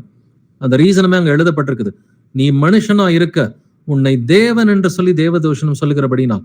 ஆனா அவர் தேவன் தான், பிதாதான் குமாரனா வந்தாருன்றது யூதர்களுக்கு தெரியல. சோ நானும் பிதாவும் ஒன்றா இருக்கிறோம்னு இயேசு கிறிஸ்து சொன்ன கான்டெக்ஸ்டே வந்துட்டு நான் தான் வந்துட்டு பிதா அப்படின்ற அர்த்தத்துலதான் சொல்றாரு. அதே போல வந்துட்டு ஆபிரகாமுக்கு முன்னரே நான் இருக்கிறேன், ஐ ஆம் அப்படின்ற வார்த்தை சொல்லும் பொழுது அப்பையும் கல் எடுக்கிறாங்க அடிக்கிறதுக்கு. சோ யோவான் 8ஆம் அதிகாரம் கடைசியிலையும் பாத்தீங்கன்னா கல் எடுக்கிறாங்க. யோவான் 10ஆம் அதிகாரத்திலையும் கல் எடுக்கிறாங்க. எனக்கு ஐ ஆம்ன்ற வார்த்தையை பிதா மட்டும்தான் பழைய ஏற்பாட்டுல யூஸ் பண்ணியிருக்கிறார். இருக்கிறவராக இருக்கிறவர் நானே அப்படிங்கிற வார்த்தை வந்துட்டு பிதா மட்டும்தான் யூஸ் பண்ணியிருக்கிறாரு. அந்த வார்த்தையை இயேசு கிறிஸ்து பயன்படுத்தும் போதெல்லாம் வந்துட்டு கல் எடுக்கிறாங்க. காரணம் என்ன? அவங்களுக்கு புரியல. வந்தது வந்துட்டு பிதாவாகிய தேவனை நம்ம ரட்சிப்பதற்காக அவர் குமாரன் வடிவில் வந்திருக்கிறாரு. இவர் தேவனுடைய குமாரன்றதும் தெரியல, இவர் தேவன்றதும் அவங்களுக்கு தெரியல. அப்ப இயேசு கிறிஸ்து வந்துட்டு மாம்சத்துல பேசின வார்த்தைகளும் வந்துட்டு இருக்குது, அவர் ஆவியில பேசின வார்த்தைகள் இருக்குது. அவர் மாம்சத்தின்படி தாவீதின் சந்ததியிலே பிறந்தவர். ஒரே வசனத்துல அழகா இருக்கும். ரோமர் 1:5 வந்துட்டு ரோமர் வந்துட்டு 1 அதிகாரம் 5வது வசனத்துல மாம்சத்தின்படி அவர் தாவீதின் சந்ததி தான், தாவீதின் குமாரன் தான், மனுஷகுமாரன் தாவீதின் குமாரன் என்றெல்லாம் எழுதியிருக்கும். ஆனால் ஆவியின்படி அவர் மரித்தோரிலிருந்து உயிர்த்தெழுந்ததனாலே பலமாய் ரூபிக்கப்பட்ட தேவகுமாரனாய் இருக்கிறார். அவர் ஆவியின்படி தேவனுடைய குமாரன். தேவனுடைய குமாரன்னா தேவன் சொல்லி அர்த்தம். தேவன் மட்டும்தான் தேவனுடைய குமாரனா வர முடியும், வேற யாருமே வர முடியாது. அப்ப ஆவியின்படி அவர் தேவனுடைய குமாரன். எப்பொழுதும் மரித்தோரிலிருந்து எழுந்ததுனாலதான் அவர் தேவனுடைய குமாரன் என்று பலமாய் ரூபிக்கப்பட்டார் என்று எழுதியிருக்கிறது. அவர் மாம்சத்துல பேசின வார்த்தைகளை அவர் வந்துட்டு ஒரு மனுஷனா பேசினார். நானும் பிதாவும் ஒன்றா இருக்கிறோம்னு சொன்னது அவரு ஒரு மாம்சத்துல வந்துட்டு பேசல, ஆவியில பேசுறாரு. ஆவியில வந்துட்டு நானும் பிதாவும் ஒன்றா இருக்கிறோம். என்னை கண்டவன் பிதாவை கண்டான். பழைய ஏற்பாட்டுல பிதா ஒருவர் மட்டும்தான் ரட்சகர் என்று எழுதி இருக்கிறது. நமக்கு ஏசாயா 43:11 ஓசியா 13:4 வந்துட்டு பிதாவாகிய தேவன் ஒருவர் மட்டும்தான் ரட்சகர், 2வது ரட்சகர் கிடையாதுன்னு சொல்லி தெளிவாவே எழுதியிருக்குது. குறிப்பா ஓசியா 13:4 உன் தேவனாகிய கர்த்தராய் இருக்கிறேன்னு நான் சொல்லி பிதா சொல்றார். ஆகையால் நீ என்னை அன்றி வேற தேவனை அறிய வேண்டாம், என்னை அன்றி ரட்சகர் ஒருவரும் இல்லை. தெளிவா இருக்கு. என்னை அன்றி ரட்சகர் ஒருவரும் இல்லைன்னு பிதா சொல்லிட்டார். பிதா ஒருவர் தாங்க ரட்சகர், பிதாவை தவிர வேற ரட்சகரே கிடையாது. ஆனா பிதாவே குமாரன் வடிவில் வந்தா குமாரன ரட்சகர்னு சொல்லலாம். பிதா வேறு நபர், குமாரன் வேறு நபர். பிதாவும் ரட்சகர், குமாரனும் ரட்சகர்னா 2 ரட்சகரா இருக்கிறாங்க. பிதா குமாரன் வடிவில் வந்தா மட்டும்தான் ஒரே ரட்சகர்னு அர்த்தம். பிதா வந்துட்டு வேற, குமாரன் வேறனா 2 ரட்சகர் இருக்கிறாங்களா? தெளிவா வந்துட்டு பிதாவாகிய தேவன் சொல்றாரு, என்னை அன்றி ரட்சகர் ஒருவரும் இல்லை, நான் மட்டும்தான் ரட்சகர்னு சொல்லி பிதாவாகிய தேவன் சொல்றாரு. அவர் சொல்லிட்டா சொன்னதுதான், அந்த வார்த்தை மாறுவது இல்லை. அப்படின்னா பிதாவே குமாரன் வடிவில் வந்தா மட்டும்தான் நமக்கு பிதாவும் குமாரனும் ஒரு ரட்சகராக இருக்க முடியும், இல்லாட்டினா 2 ரட்சகர். அதனாலதான் ஆண்டவர் சொல்றாரு, நானே அவர் என்று நீங்கள் விசுவசியாவிட்டால் உங்கள் பாவங்களிலே சாவீர்கள் அப்படின்ற வார்த்தையை சொல்லியிருக்கிறார். யோவான் 8:24 வந்துட்டு நானே அவர் என்கிறத நீங்க விசுவாசிக்கணும். அவர்னா என்ன அர்த்தம்? நான் தான் பிதான்றதை நீங்க விசுவாசிக்கணும்ன்றார். 27வது வசனத்துல யோவான் 8:27 பிதாவை குறித்து பேசினார் என்று அவர்கள் அறியாதிருந்தார்கள். அப்ப நான் தான் பிதா நீங்க விசுவாசிக்கலனா உங்கள் பாவங்களிலே சாவீர்கள் என்று எழுதியிருக்கிறது. இயேசுவும் மீண்டும் மீண்டும் வந்துட்டு சொல்றாரு, நான் என் பிதாவின் நாமத்தினாலே வந்திருக்கிறேன் அப்படின்றார். அப்ப ஒரே ஆவி, ஒரே நாமம்னா ஒரே நபர் என்று பொருள். அதனால இதை ஒத்துக்கல அப்படின்னு சொன்னா அதுதான் அந்தி கிறிஸ்துவின் ஆவியாக இருக்கிறது. நமக்கு 1 யோவான் 2:22 கர்த்தர் எழுதியிருக்கிறாரு, இயேசுவை கிறிஸ்து அல்ல என்று மறுதலிக்கிறவனே அல்லாமல் வேறே யார் பொய்யன்? பிதாவையும் குமாரனையும் மறுதலிக்கிறவனே அந்தி கிறிஸ்து. பிதாவையும் குமாரனையும் மறுதலிக்கிறவனா என்னது? பிதா வேற குமாரன் வேற. பிதா குமாரன் வடிவில் வரலேன்னு சொல்லி இப்படி பிதாவையும் குமாரனையும் ரெண்டா பிரிச்சுட்டாங்கன்னு சொன்னா அந்த ஆவிதான் அந்தி கிறிஸ்துவின் ஆவின்னு சொல்லி கர்த்தர் சொல்றார்.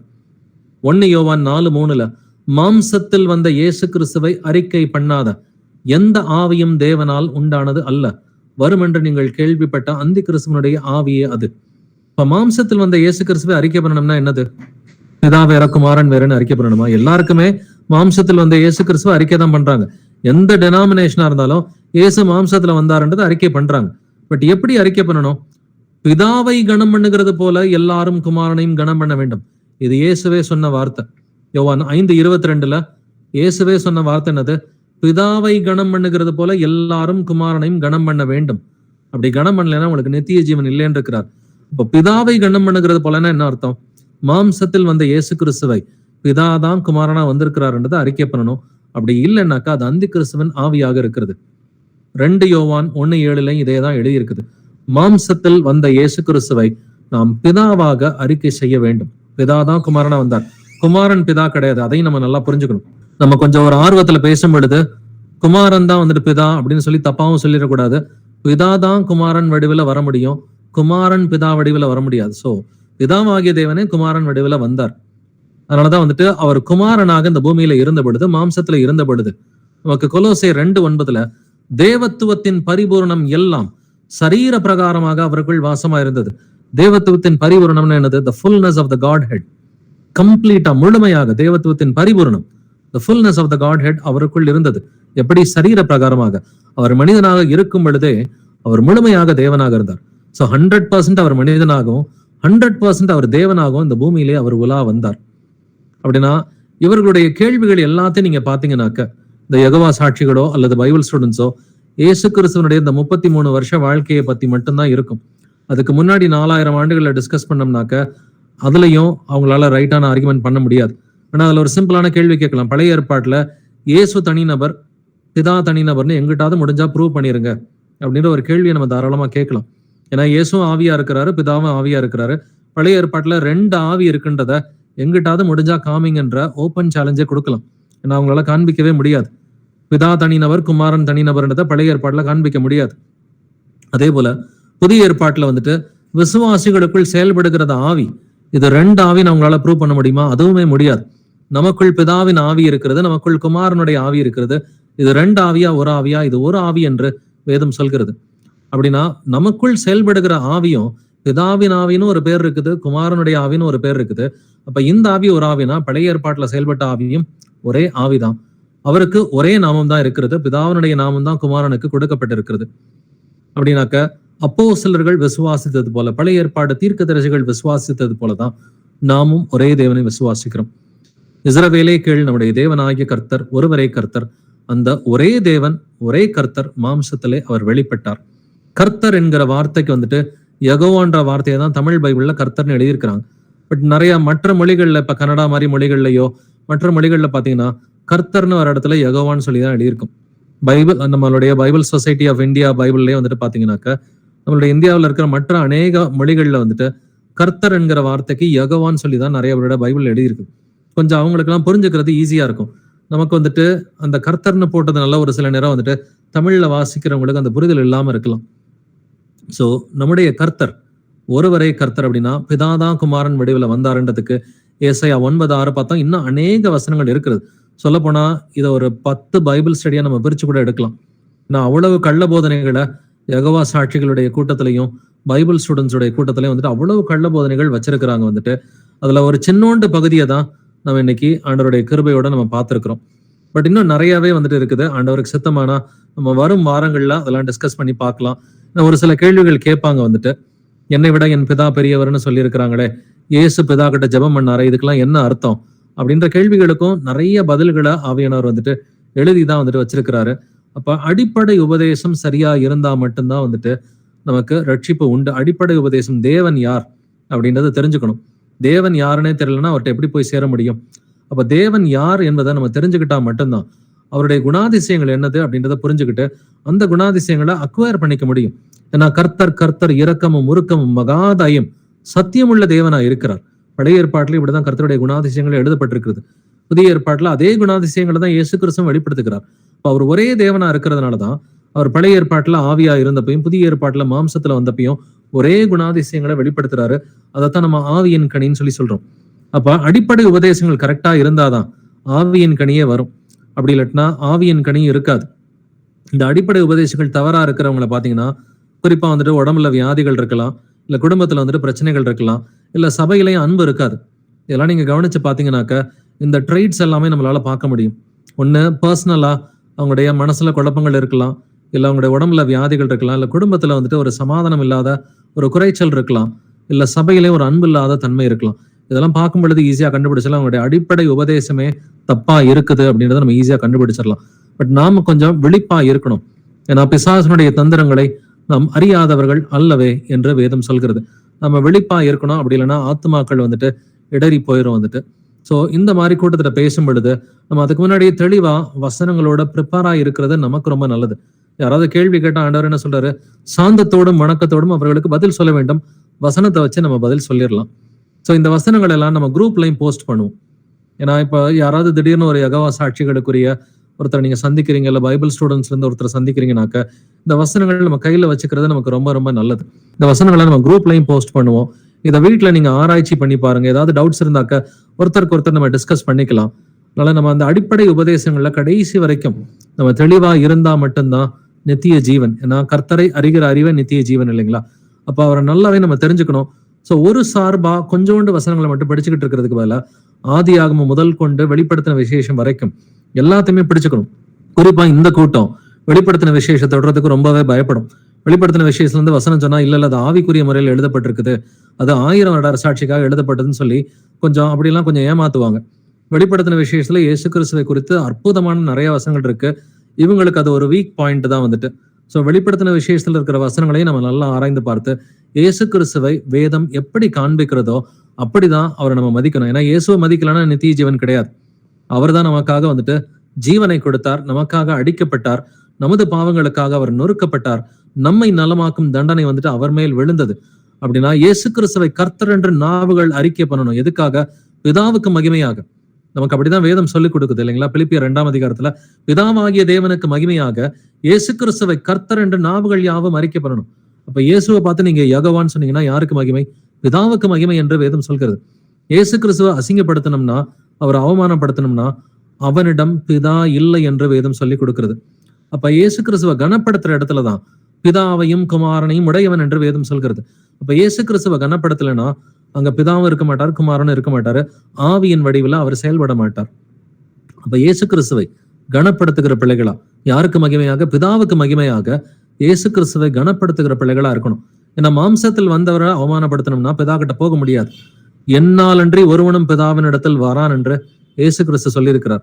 இப்ப நம்ம பரலோக ராஜ்யத்துக்கு போகணும்னு சொன்னாக்க மாம்சத்தில் வந்த இயேசு கிறிஸ்துவை நம்ம பைபிள் எப்படி சொல்லுதோ அந்த வகையில கனப்படுத்துகிற பிள்ளைகளா வந்துட்டு இருப்போம்.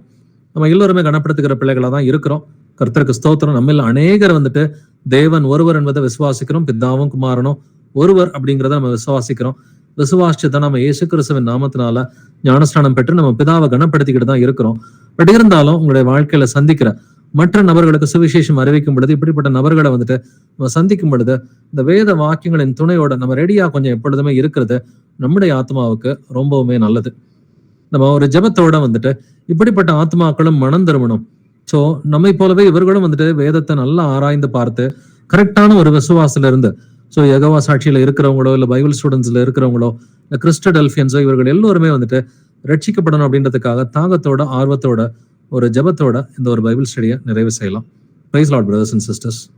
எங்கள் கர்த்தராகிய இயேசுவே, எங்கள் அப்பா தந்தையே, மை போற்றுகிறோம், மை புகழுகிறோம், மை வாழ்த்துகிறோம், மை வணங்குகிறோம், மை ஆராதிக்கிறோம், மை துதிக்கிறோம், உமக்கு நன்றி செலுத்துகிறோம், உமக்கு ஸ்தோத்திரம் செலுத்துகிறோம். ஆண்டவரே, எங்கள் கர்த்தராகிய இயேசுவே, நீர் நல்லவர், வல்லவர், பரிசுத்தர், தூயவர், நீர் இரக்கம் உள்ளவர், நீர் சாந்தம் உள்ளவர், நீர் நீதி உள்ளவர், துதியும் கனமும் மகிமையும் வல்லமையும் என்றெண்டும் உடையது.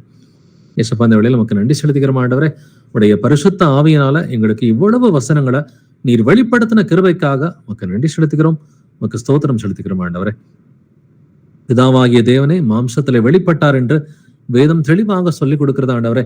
அதை புரியக்கூடிய ஆண்டவரே உணர்வுள்ள இருதயத்தை எங்களுக்கு கொடுத்திருக்கிறீங்க ஆண்டவரே. நமக்கு ஒரு பாலகன் பிறந்தார், நமக்கு ஒரு குமாரன் கொடுக்கப்பட்டார், அவருடைய நாமம் வல்லமை உள்ள தேவன், நித்திய பிதா என்று எழுதியிருக்கிறபடி நித்திய பிதாவே நீரே எங்களுக்காக ஆண்டவரே பூமியிலே மனுஷனாக வந்தீர் ஆண்டவரே.